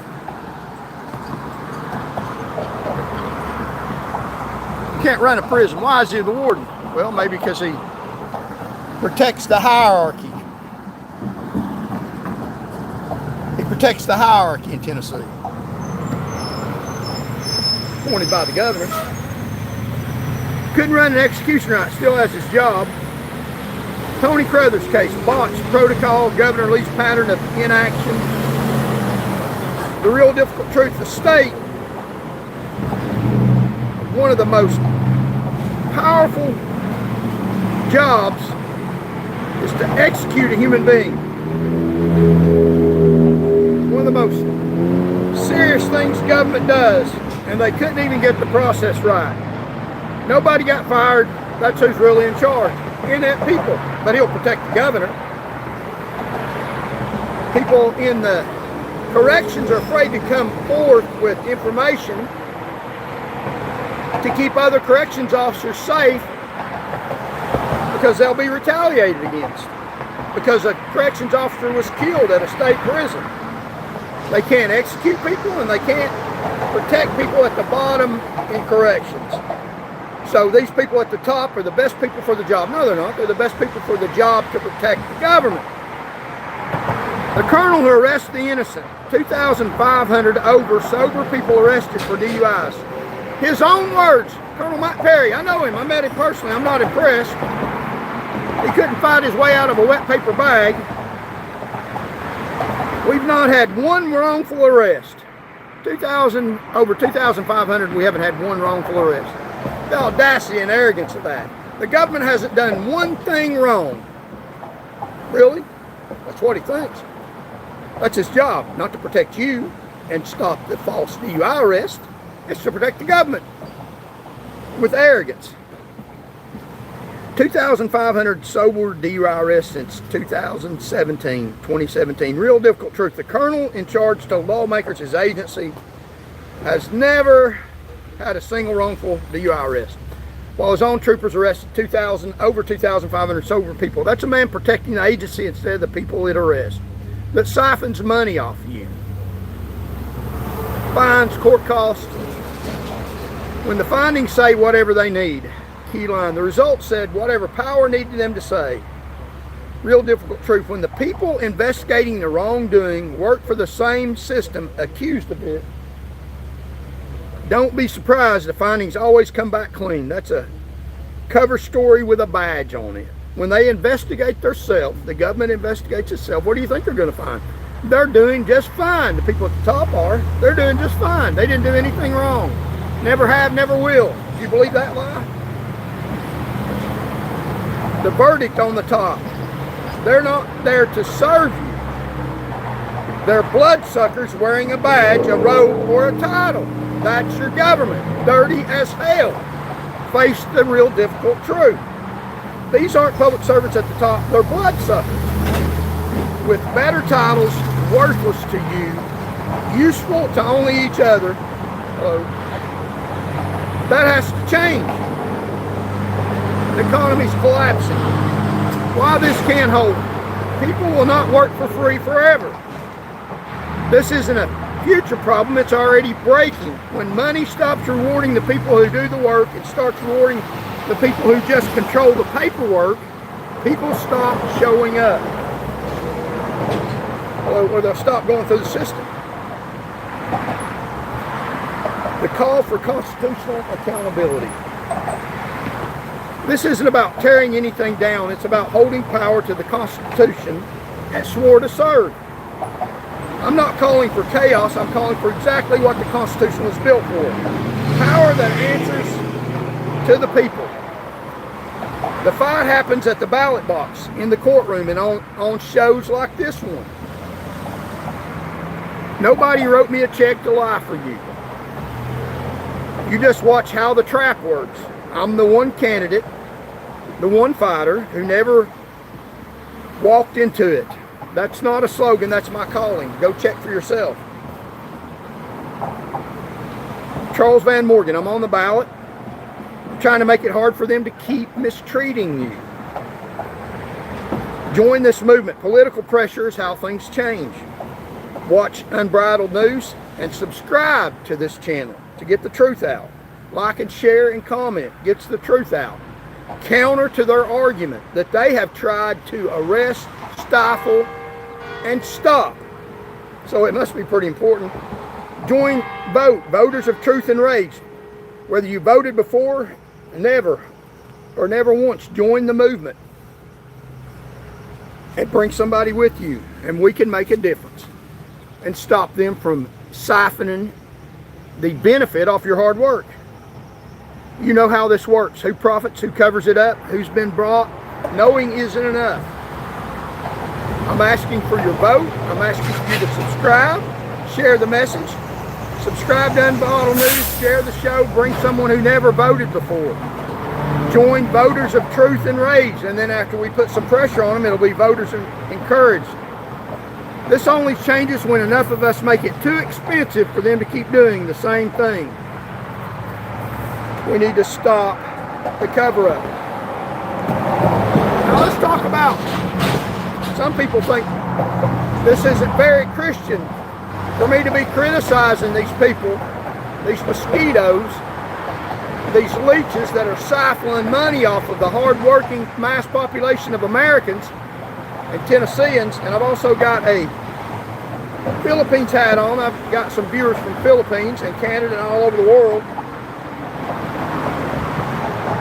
Thank you wherever you're watching. But this is very Christian. The money changers. Jesus didn't call them businessmen, he called them thieves. Jesus walked into the temple, the one place people trusted, and found men getting rich off the temple. He didn't file a complaint. He flipped the tables and called it a den of robbers. The extraction machine isn't new. 2,000 years ago, Jesus found it inside the temple itself, and he didn't debate it. He turned the tables over. That's what we're doing on this show right now, symbolically turning the tables over.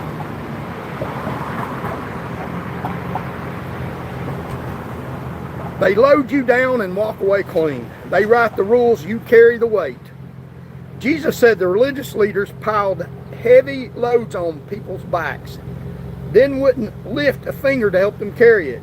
Every fine, fee, and fine print rule works the same way today. They write the ticket, they set the fee, they pass the law, and they never have to live under any of it. Jesus called that out 2,000 years ago. Nothing's changed, but we can change it in our favor today. And a lot of social movements have made great change. Even not winning the governor's race, we can get enough people. There's 4.5 million more of us just in Tennessee, and outside Tennessee, you're affected by Tennessee politics by not going along with the program, putting pressure on them politically, voting, and disagreeing with these people, calling them out for what they are. Stealing from widows, praying out loud. They steal from widows and have a semblance of governance out loud. And they rob you blind. Then pray in public so everyone thinks they're good. Jesus warned about leaders who take everything from vulnerable people, then perform their piety for the crowd. That's the same move as a system that takes your house, your license, your paycheck, and call a press conference about helping you behind the scenes. They're taking your house with increased property taxes by evaluation to pay Randy Nichols, your license for a charge that you never committed, your paycheck, siphoning off the benefit that you provide to the public that keeps society moving, and then call a press conference about what they're doing to help you, how great thou art. And you're paying for their messages that they're sent to your house while they deny me the right to send messages in opposition to them. Believe it or not, I have the right to say it. Jesus said, watch out for the ones who take a widow's whole house, then stand up front where everyone can see them to pray. That's not faith. That's a cover story, is what that is. That's a cover story. And we're going to show you some pictures of how they've got this stacked against you. The cronyism and the favors that go on in public. And these people retire and have a beautiful life ever after. And you don't even have medical care. And they have their press conference and tell you how beautiful things are. It's not beautiful. The economy is going to crash. So like, share, and comment. Bro, that outfit that gave him, they should be regulation. So like, share, and comment. We're not done yet. Ticket for you, free pass for them. They give you small stuff. They nail you for small stuff. The light out on your license plate. Small stuff. And they let their big stuff slide. We know they did for 10 years before an indictment came down. Why didn't they indict these people years ago right here in Knoxville? Jesus said the religious leaders strained out a gant and swallowed a camel. Obsessed over tiny rules, ignored real justice. A gant is a tiny bug streaming one out of your drink while gulping down an entire camel. So they're not worried about the big stuff for them. They're worried about the small stuff you do, and they hammer you over that. That's a taillight ticket for you and over 2,500 buried wrongful arrests for them. That they did absolutely nothing wrong. And they look at you in the eyes and tell you that. The colonel over the Department of Safety. Nothing at all wrong. Won't admit to anything when it's blatantly obvious. They pull you over for a taillight. They let their own agency bury over 2,500 wrongful arrests. Jesus had a name for that 2,000 years ago. Straining a gant, a tiny bug, And then swallowing a camel, still true today. Clean on the outside, rotten on the inside. Pretty on camera, rotten underneath. He said, we don't want to arrest anybody. We don't want to damage anybody wrongfully. Yeah, they do. They do all the time. They don't care. Their conscience is smeared. Pretty good actor, isn't he? Straighten out your own. Jesus called religious leaders whitewashed tombs, freshly painted graves, full of dead men's bones inside. That's every press conference next to what's actually buried in the record. They'll give you the press conference, clean suit, good lighting. Jesus called that a whitewashed tomb. Fresh paint on the outside, dead man's bones on the inside. I'm here to show you what's underneath. He called them snakes to their face. So will I. I did the other day in Jefferson, in Hamilton County. Jesus looked at the most powerful men in the country and called them a brood of vipers, snakes. That's your government. He didn't soften it. He didn't apologize for it. So people don't think I'm Christian. I'm a follower of Jesus. This is what Jesus did. That's what people say. What would Jesus do? Call people out for what they are that are hurting the mass populace of Tennesseans. It wasn't about Jesus. It's not about me. It's about you.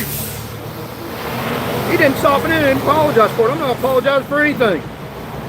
It's going to get worse. The worse they get. Jesus looked at the most powerful men in the country in the eye and called them snakes.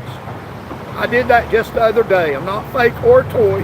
We'll do it some more. The Constitution says I can do that. I can say it now. They started it. I know how to finish it. Let's stop the cover-up. Now let's look at some of these great politicians that are out for your safety, protection, and well-being. Then why has your paycheck not increased for the more work that you have increased 60%, but your pay's only went up 18% and grocery prices up 75%, at least as far as beef is concerned? Here's some of the people responsible for it.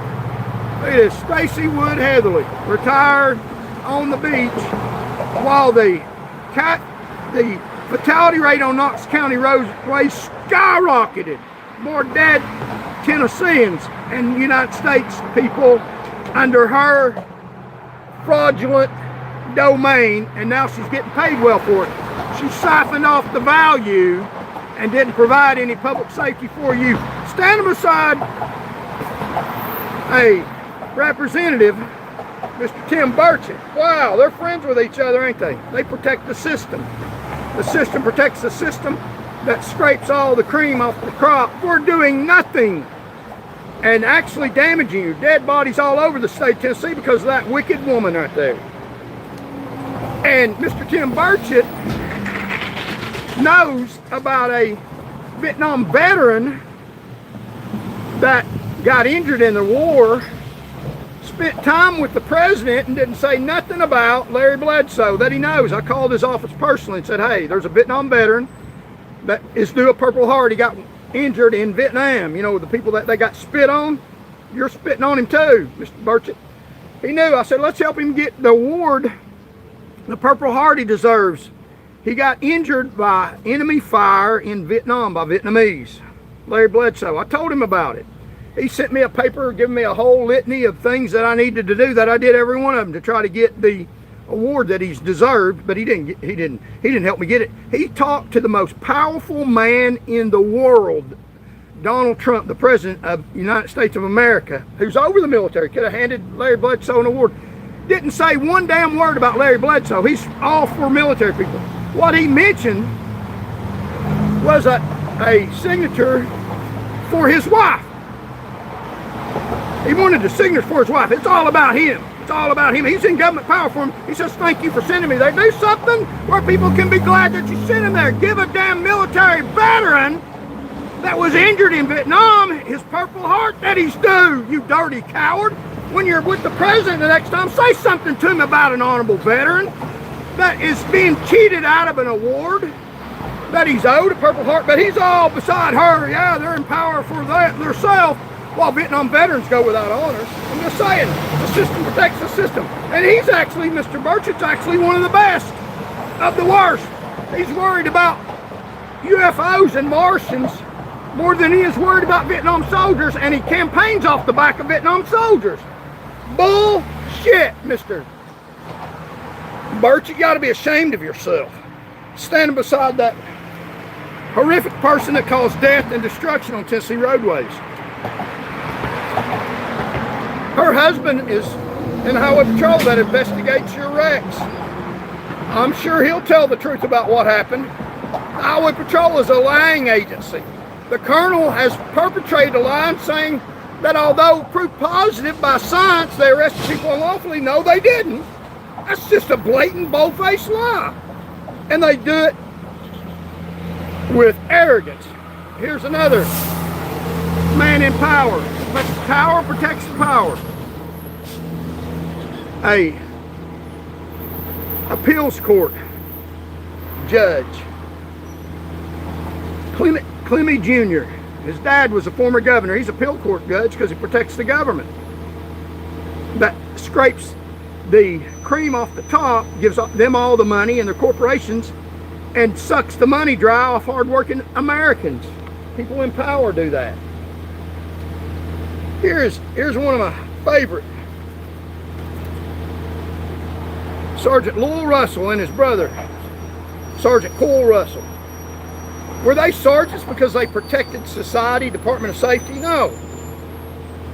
He paid $5,000 for his promotion. Nepotism. Cole Russell. Now, he won't be one of those people that got false arrests because he doesn't arrest anybody or do anything substantially. And he's only a sergeant because his brother is a state representative. So, nepotism in the Highway Patrol. Complain on Corey Russell, and I met him. He's a good old boy. He goes around handing out flowers. Flowers, it's a law enforcement job, Corey. Why don't you try to make somebody mad and protect the public? Because that don't fly right with your position, does it? Because you don't have to do anything because your brother is a crooked state representative that backs up drunk drivers. And he's all on TV now protecting that stuff. They're part of it. Nepotism. He's sergeant because his brother's a state representative. Look at these people here. THP's finest. Here's Major Stacy Wood Heatherly and her husband, who investigates wrecks, and their buddy. The government protects the government. That's the cronies. They're all friends, and they siphon off money and give it to corporations. So her husband is part of the critical incident response team. So when there's a fatality or a wreck involving the government, Stacy Wood Heatherly, who's a former major, her husband investigates these wrecks and tells you the truth about what happened. You believe that?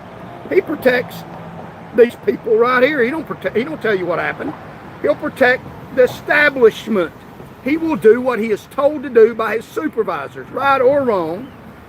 And so if you are involved in a wreck with a government official, or they want to get rid of you, they'll come and lie. And the judges back it up. So, on the DUI cases, now they have straightened that out. They're sending these people that make false DUI arrests to training. They're having them retrained, teaching them sobriety tests. They've said the academy is good. We don't want to run down the Tennessee Highway Patrol Academy, although they're putting out people that are arresting 2,500 sober people and charge them with drunk driving. The academy's good. We don't run down our academy. They just don't have much time, so we're going to send these people back to retrain them, the ones that made false arrests, although we don't say they're false. They're good arrests while we retrain them. So it's all a racket. It's a real circle how they talk. If they're not bad arrests and they're doing it properly, why are you retraining them? Because they're bad arrests. And the academy's a bunch of foolishness where they train you to worship the status quo. So they're sending some of them back to training. So like, share, and comment, and get the views up. So they're sending people back to training. Captain Stafford, a second generation Tennessee trooper, and his son Captain Stafford, who killed somebody, is training these people to do DUI tests. So a trooper that shot and killed somebody, that got his sergeant stripes and captain bars because his daddy was a former captain, because they promote people that are in the establishment that are proven that they will protect the establishment, not protect you, the public. It's not about that, it's protecting the establishment. And if they've proven they'll protect the establishment, their daddy protected it, their son protected it, it's all a family type thing, and they get a paycheck off you, then we hire his son, make him captain. He kills somebody when he's a trooper. We promote him to lieutenant, sergeant, lieutenant. And we promoted him because his daddy. And then he's killed somebody, and then he's the one that these troopers are going to get retrained on standardized field sobriety tests. Hello, I'll put you on camera if you want to. You on camera? There you go. I've got some fans. Yeah. So he is training people. He's killed somebody. They say it's good. I don't know. And he's training people. That's their solving the problem that they don't have. But they're sending these troopers to retraining that have arrested 2,500 innocent people all across the state, mostly here in Knox County. And that's another story. The captain over the Knoxville district violated the law and shot at somebody from a moving car, at a moving car. Could have hit anybody. His life is valuable, that's clear. When I shot at somebody to defend my life, that's not right. You can't defend your life, man. I'd do it again. I'll defend my life if I have to. And if I have to fire a shot to defend my life, I will. And that's the way that's going to go down. So, Captain Stafford, a second generation Tennessee State Trooper, and his son's third generation, is training people. He shot somebody on a traffic stop, killed him. And now he's training somebody to do DUI tests. So hopefully he's not training them how to kill innocent people. I mean, you don't have a dead person can't sue you, I don't know. And they're training these people. And here's the captain over the Knoxville district. He's standing right beside Colonel Matt Perry, who shot at somebody from a moving car. This man right here shot at somebody from a moving car. You'll see him on the side of Tennessee football stadium guarding the players. Don't make him think you're messing with players. He'll fire a shot at you. I mean, you might be waving it. I mean, he shot at somebody while on patrol against general orders, and they made him captain. And he's the one that said, we have made no false arrests. Although scientifically, you damn sure have, because they're protecting the government. They protect each other in their criminal activity. And I know him. I met both of them. I'm not afraid of either one of them. I mean, boo, and they'd run. Little cowardly men. I mean, they're probably, if they're in high heels boots like the governor of Florida, they might be 5'7", and they're little puny fellas. I mean, they do nothing to protect themselves. The government protects these people. They probably exercise their trigger finger. They don't believe in force less than lethal. They are not able to defend themselves without using lethal force. Probably. They're little sissy men. And that's your Tennessee Highway Patrol troopers. I mean, man, to be high esteemed to their level. I wouldn't want to be at their level. They're crooks. They're not good men at all. They're dastardly. What they're doing is wrong. And if you file a complaint in the court system, these dirty judges, this is the system. This is what's set up against you. You won't hear anybody talk like me tell you the blatant, bold truth in spite of these crooks. And it's people in government power that are starving Tennesseans, putting us off medical care. And it's the government that's allowing these corporations to do that. The government that protects itself protects corporations. If you write a brief and criticize a judge legitimately for committing wrongs against society, this is how the government, you can't even write a legal brief that criticizes a judge legitimately. You have to lie in your legal rulings and your legal documents on appeals or in writings to the judges. You cannot tell the truth to judges, because if you do, they got a rule against it. They call it disrespect of the courts. Here, look at this right here. Disrespect of courts. Rule 9, disrespect of courts. Any brief written argument containing language showing disrespect or contempt for any court of Tennessee will be stricken from the files, and the court will take such further action relative thereto as it may deem proper.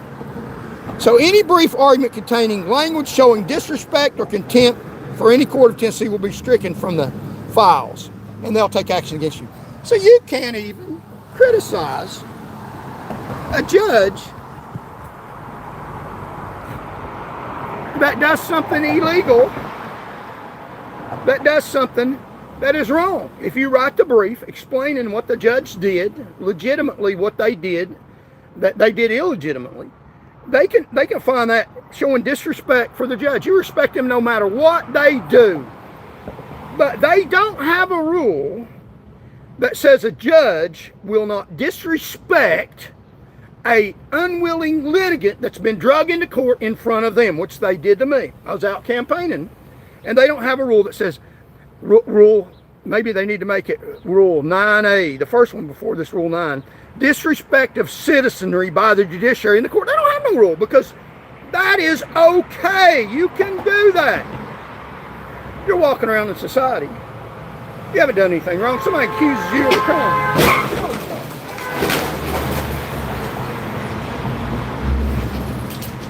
Oh, Lord have mercy. A wreck here. I think that car... Oh, they're leaving the scene. Wow, they're leaving the scene. Damn. So, wow, we just seen a hit and run. I think they lost their light plate. I don't know. But anyway, somebody stopped here. And we'll stop the show. Somebody stopped here turning left where they're not supposed to. And somebody turning left here. That's how dangerous the roads are. Somebody turning left here. And somebody turning left here. And yeah, I don't think there's a license plate on it. Somebody turning left. And well, they're not supposed to turn left, I bet. Or I don't know. And they have struck them twice. There's a sign here that it says that. So yeah, just had a wreck here. We'll finish the show. But yeah, see, there's no left turn here, and somebody's been trying to turn left, and they've had a wreck. So it's dangerous to be on the sidewalk, no matter what. So yeah, news on the scene. So if the police come, I don't think we got a license plate that we can find. We'll try to see if there's a license plate. The other car, hit and run, left the scene. So we'll continue with the show. That was a good smash. This is the News Live. That's right. Yeah, it is. A News Live. So disrespect to the courts. So yeah, I guess the police are probably on the way.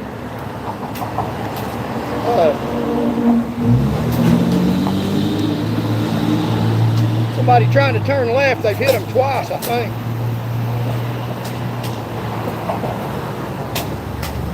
So I don't know.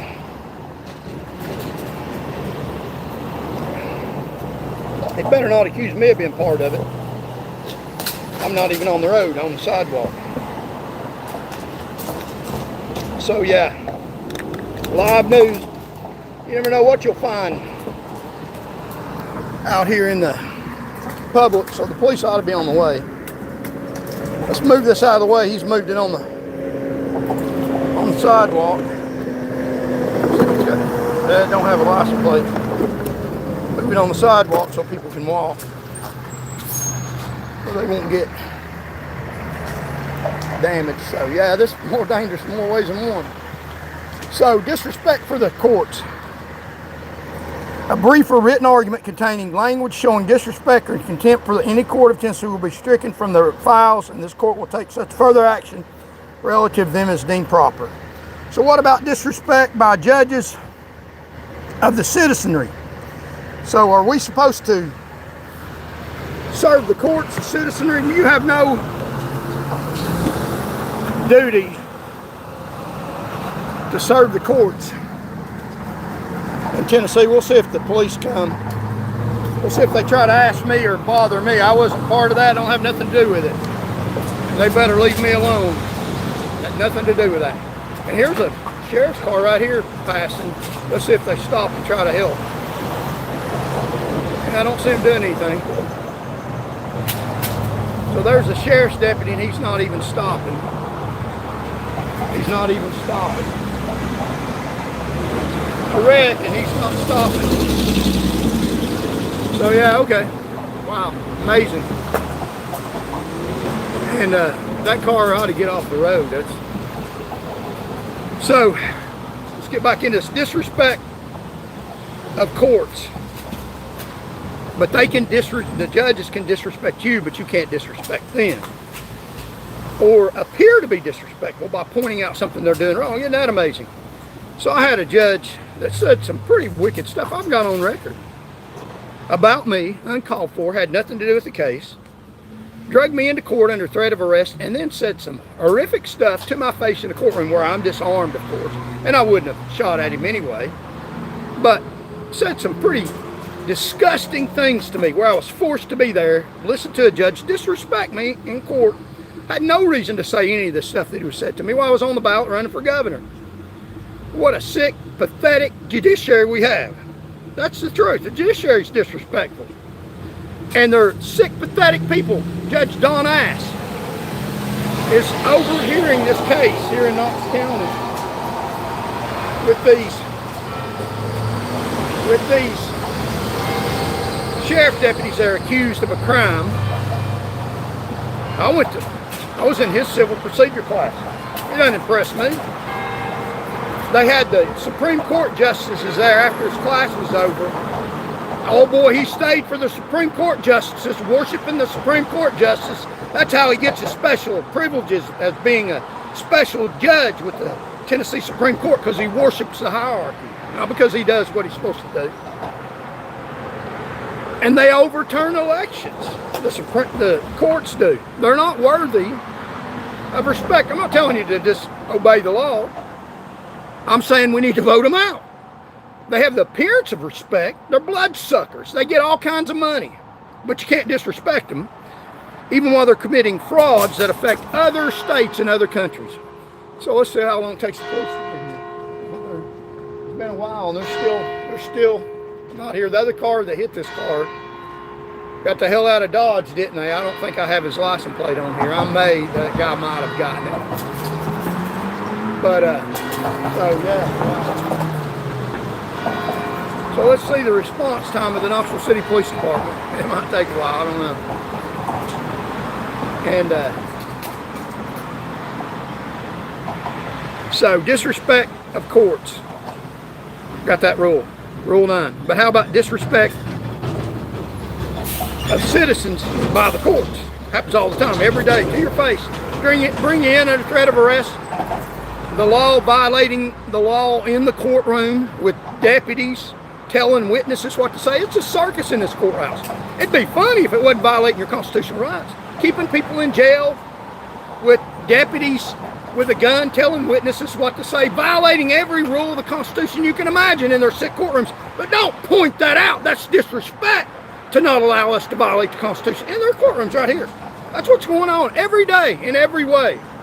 Pulling a candidate off, knocking on doors, making them go to court, having hearings without all the parties present to threaten part of the public unlawfully. And it's a racket in this courtroom. You would not believe it. I would invite people to go sit down here, especially in your family court, and just listen to some of this sick patheticness of this disrespectful court towards the citizenry in the state of Tennessee. They don't talk to you with respect. They know you're unarmed, and they got the system rigged where they go in there and they talk to you like a dog. Just totally disrespect you.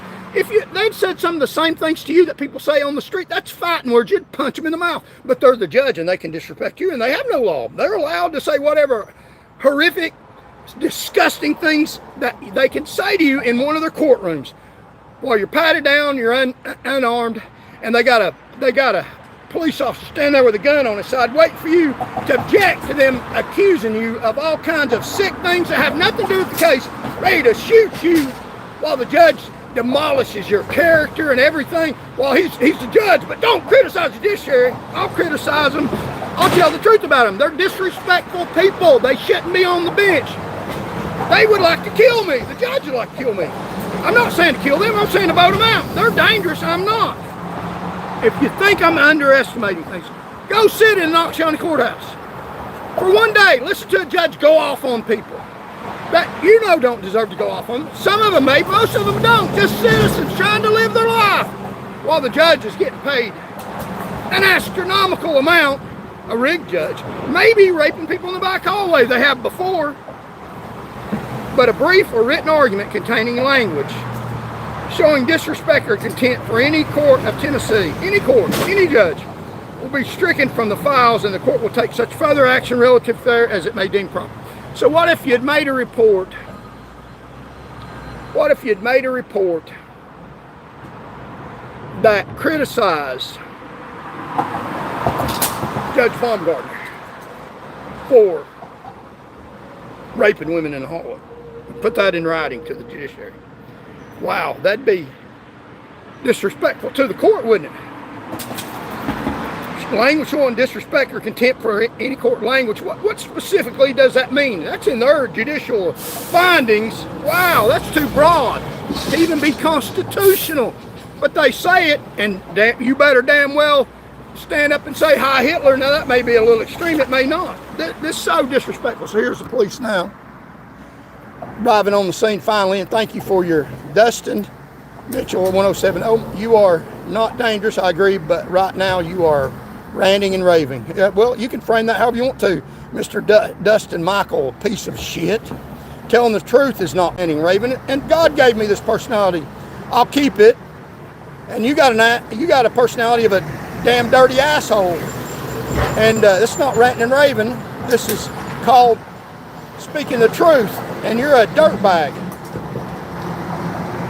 So yeah, I'm not ranting and raving, I'm telling the truth. If you don't like my channel, get off of it.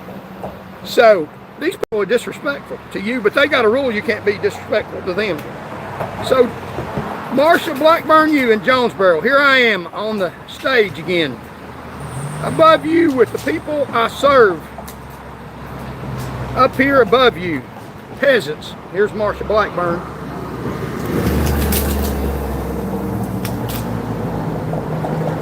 Up on the stage talking.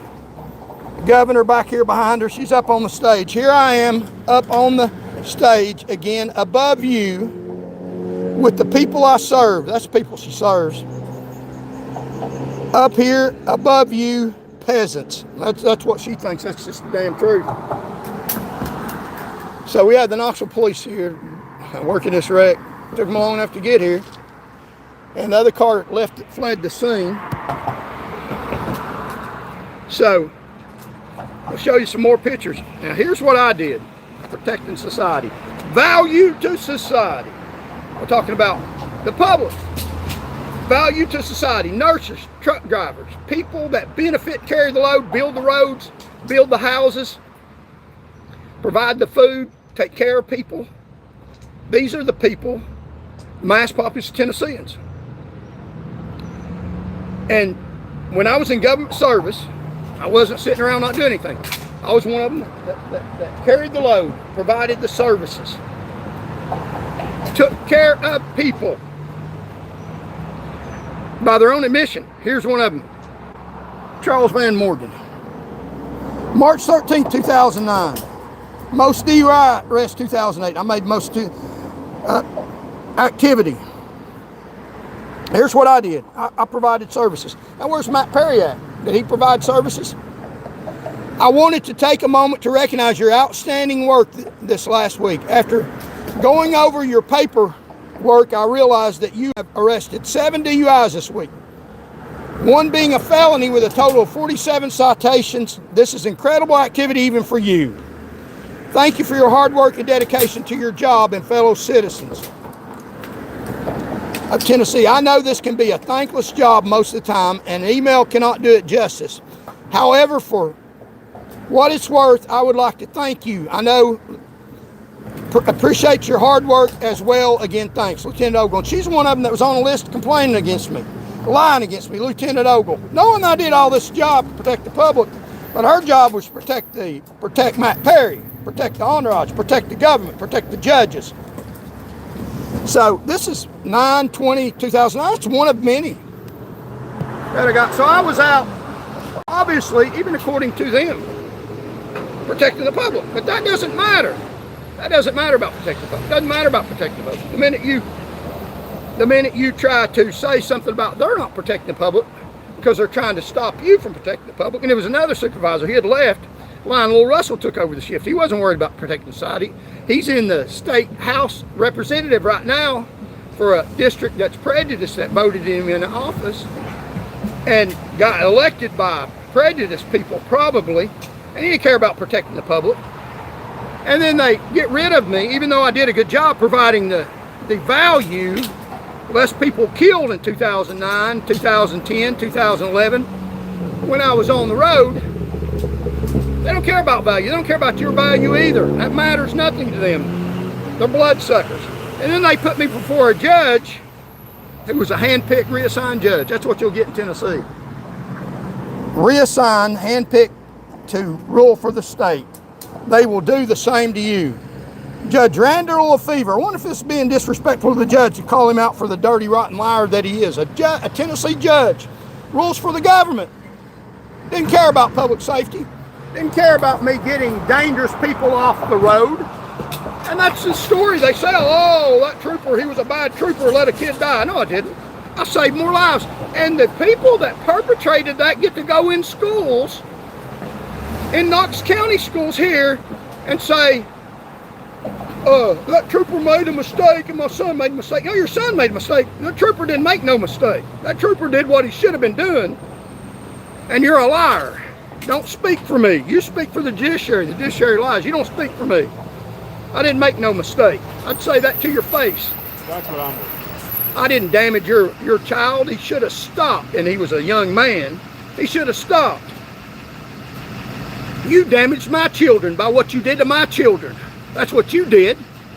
And I was trying to help your child. You're not trying to help my child. You're trying to help yourself. Oh, I got mistreated by that. No, you didn't. That trooper got mistreated by you and your lawsuit failed. Anybody calling evil good and good evil. What I did was honorable and brave. And you're right up the nose of a state representative backing up the government. Good luck to you. We're fighting you too, legally and legitimately. That's sick what they do. That's the government blood sucking off you just like they did to me. So here's the trooper that you'll see on the sideline. The football games, protecting a losing football team. I'm just saying I'm a volunteer. As long as you have these dirtbags on the sideline, they're not going to win because they're a bad influence. They teach people that you don't have to be beneficial on the football field. All you have to do is worship the upper echelon of the University of Tennessee. How about we get some football players that know how to hit and play, and they don't have to worry about the upper echelon, play football on the field. That would be beneficial, wouldn't it? But that's not what they get. He shot at somebody from a moving vehicle, out of a moving vehicle, against the law and Department of General Orders, and now he guards the football team. So I wonder who he knows. And there's judges that ruled against me for the governor, right here. Wife, Chancellor, Court, unjust judge, Chancellor McCoy, and her husband. She ruled for the governor, ruled for him, getting rid of me. He got appointed to the Supreme Court, so she rules for him. He takes care of her family. That's dirty has-been. Under his administration, thousands more died on Tennessee roadways because of that dirtbag right there. That dirtbag got a name on a building, that man right there.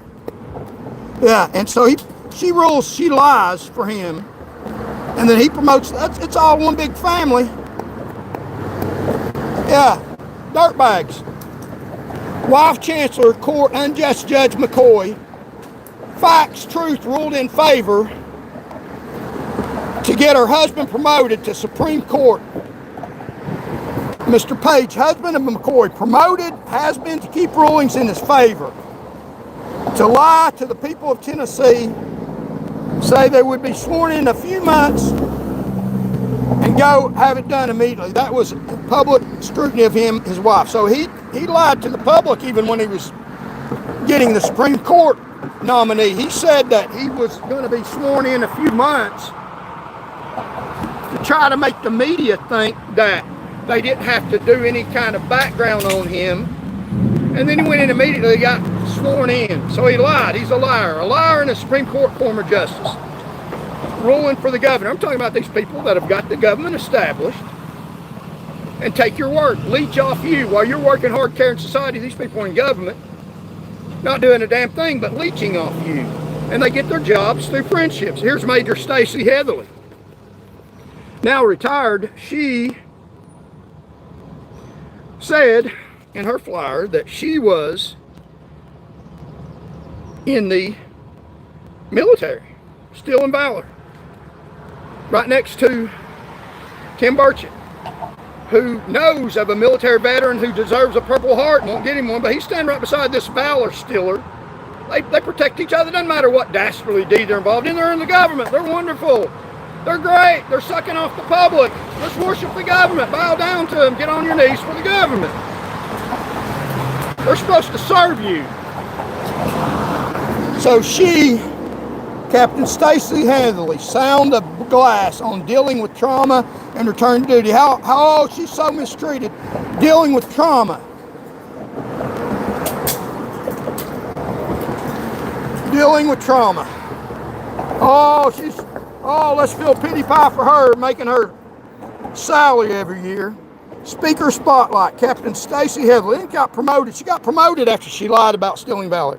Captain Stacey Heatherly is a 27-year veteran of the Tennessee Highway Patrol and is currently the Knoxville District Captain for the Department of Safety and Homeland Security. Yeah, Safety and Homeland Security, while the fatality rate skyrocketed under her domain. She was even hit by a drunk driver that she couldn't stop. Stacey was a lieutenant over the Knoxville District, Dignitary Protection 29. So how did she meet the governor? She was Dignitary Protection. With additional dignitary details over her 27-year career as a lieutenant, sergeant, and trooper, Captain Heatherly's career. So she protected Bill Husband. Yeah, couldn't protect herself. Read the last sentence. Credible sources say she didn't serve at all, ever. Unit Captain Heatherly is also a 20-year military veteran, retired from the 278th 11th Division, Tennessee Army National Guard. She never served in the National Guard. That's the government, the establishment. What a crock of bull. What a crock of bull. Mike Hawk, he's a leech and a heretic. Oh, thank you, Mike, for helping my show. And you're a dumbass for watching a leech and a heretic, right? So these people, that's your Tennessee Highway Patrol. And her husband still works for the Highway Patrol. Here's another one. Daddy Sissy Boy. The Colonel. No false DUI arrests. Daddy Sissy Boy gave him top THP job. He was only class protected by Daddy to not get sprayed with chemical spray.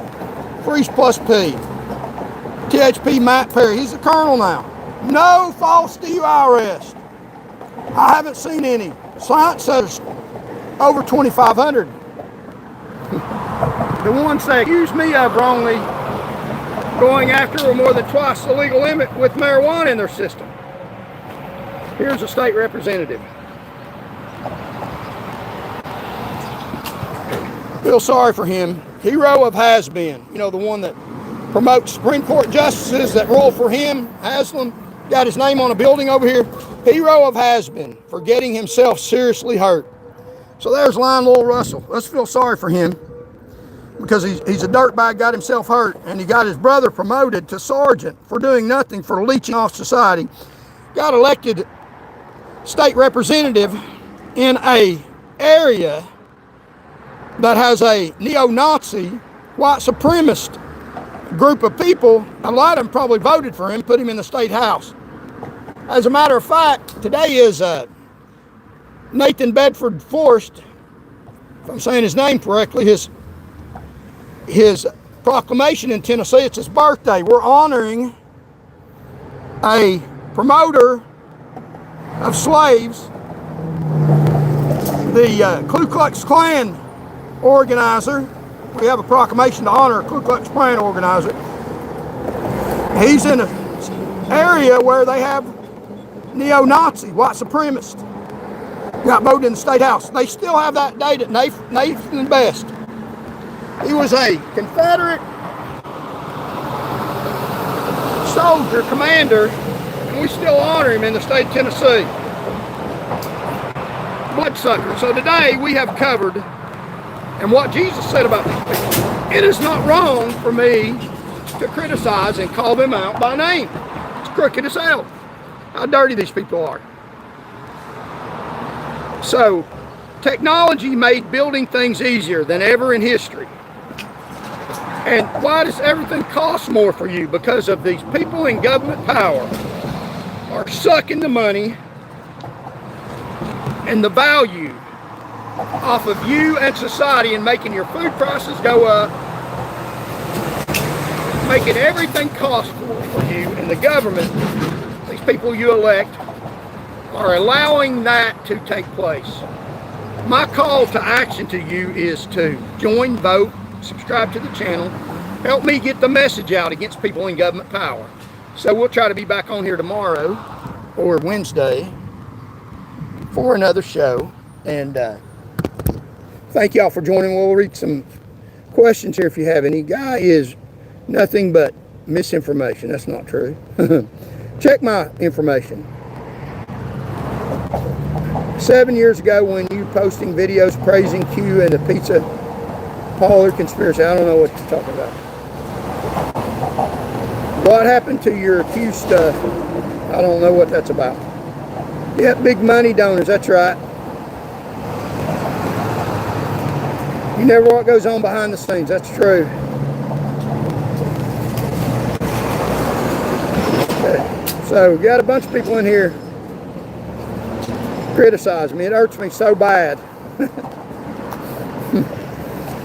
I wonder if all state is like this. I don't know, but I know Tennessee is. Do y'all see Jeff Boatcoat off when you talk? It's good for exercise. That's right. Charles would have been the show. I don't know. Just imagine all the illegal cases that have been stacked against black people without any oversight and any concrete evidence. What do America have to say about that? That's true. That is so very true. The corruption, and today it's the birthday of somebody that hated black people, wanted to be their slaves in the state of Tennessee. That still goes on to this day. There's a lot of proclamations we need to get rid of. That's one of them. Imagine all the times a black lied or forgot where the stamps came from. Somebody racist in here. Okay. Yes, great people. Not only black people, it's all people they stack false charges on. That's right, they do all charges. When did a black buy me a food I don't know what they're talking about. So thank y'all for joining me. We'll get the heck off here. Let's get 70 likes. We got 69. We'll try to be back on here Wednesday or Thursday or Friday maybe. And today we've talked about the system being stacked against you. You're working harder for less money because of the government. I don't agree with any type of racism. It's so ignorant and ridiculous. That's right. Looking profile, I thought he's related to Charles Van Morgan. Yeah, I'm pretty related. I am Charles Van Morgan. I walk in his shoes. 71 likes. Thank y'all so much. We'll explain why he's defending him and it's viewing this bullshit. And you're helping spread it because you're on the channel, so thank you very much. And we'll try to be back on here Wednesday. We had some real live news right here. It's amazing what you run into just by being out on the street. So thank y'all so very much for joining. We have over 4 million views in the past few days. We'll have another good show for you probably Wednesday, Thursday, or Friday. And What I'm doing is very Christian. Following the footsteps of Jesus, called out hypocrisy where it was. So God hears me and answers my prayer. And let's see what this says. Sorry we had all disagreement earlier, but I'm not a dirtbag or anything like that. I just like to get alone with people. It's my human nature. Maybe it's my fault. So, okay. Well, your best bet is to try to get along with me because I'm not a toy, but thank you for saying that. So, no damage done, no harm, no foul. Keep up the good fight. Thank you. I think Dustin wants to see the truth. Okay, so God didn't tell you to argue on YouTube. Okay, I didn't hear that message. I missed that one. Yeah, God works in a lot of different ways. You know, this isn't a game, and I'm not a toy, and I'll use whatever means that I need to get the truth out. And you don't control me, and insults don't bother me. We'll hurl them back. No, he didn't. He ain't real. You are doing Jesus' work, Charles. Thank you so very much. I appreciate the positive comments. We're fighting for the mass populace of Tennesseans. I'm telling you, we're fighting for you. No one else says this kind of stuff. There's other candidates on the governor's ballot. That's just a means to fight for you. No one says this stuff against people in government power because they're afraid of them. You know, oh, they might hurt me. You know, they've already beat on me, put me in jail, threatened to put me in jail just the other day. It's not working. I'm standing on the Constitution. They have been forewarned. They will not beat me again with serious bodily injury or death. It's not going to happen. So thank y'all very much. We will try to film news as it happens. Join the movement. Vote. Keep standing it, brother. I will. Thank you. Trump and co are the tyrants in plain day. Actually, I think Trump's about as good as it gets in the government. I mean, he's a convicted felon. I ought to give you a sign. Somebody in the government don't like him. Why is that? Maybe it's because he's standing up against the government. So, you know, if they got a record or they're a bad person by the government's definition, then maybe they're not the inside of the government. They're trying to fix the government from the inside out. So I wouldn't agree with you. Let us know if you need some help phone banking. Okay, thank you. Call everybody you know and tell them Charles Van Morgan, and we'll put some pressure on these people. You're welcome. Thank you. We'll put some pressure on these people. Trump stand for himself only. Well, I'm not politicking for Trump. He's not endorsing me.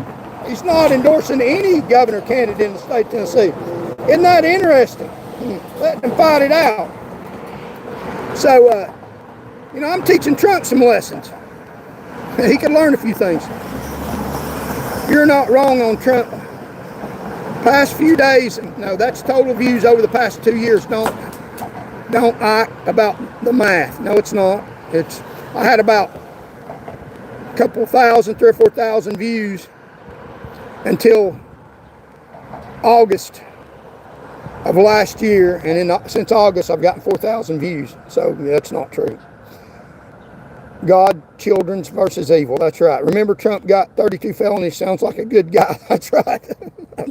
I'm just saying. Biden don't have any crimes. So who's he for? And it's amazing when they die young because they got the best health care in the world. And, you know, people speak highly of people when they die. But what about when they stood against Trump and said that they're not going along with him saying to peacefully protest? I forgot about that. What's your view on flock surveillance, AI data centers destroying communities? That's wrong. Open the cameras up to the public. They have no right to spy on us, I don't think. It's invasion of privacy. He doesn't even have context for the chat. Okay. Yeah. So thank y'all for watching. We'll get the heck off here. May God bless y'all. We'll try to be back on here Wednesday morning, if not Thursday or Friday. If we have live news, we'll broadcast that at the time. He might be saying it without saying it. And thank y'all for joining. We appreciate it. 4 million people. God bless. What a high watermark. And help this channel take off. Be safe out there. Thank you. Man, so many positive comments. God bless you all. The government's ripping you off like leeches, like mosquitoes. And let's vote them out. They'd like to kill me. I say vote them. Okay, bye. Just want me to get off here. And I will. Thank y'all. And God loves you. And I do too. Charles is showing Lindsay around hell right now like those, the theater, but it only shows Hidden Figures. I don't know what that means. Thank y'all.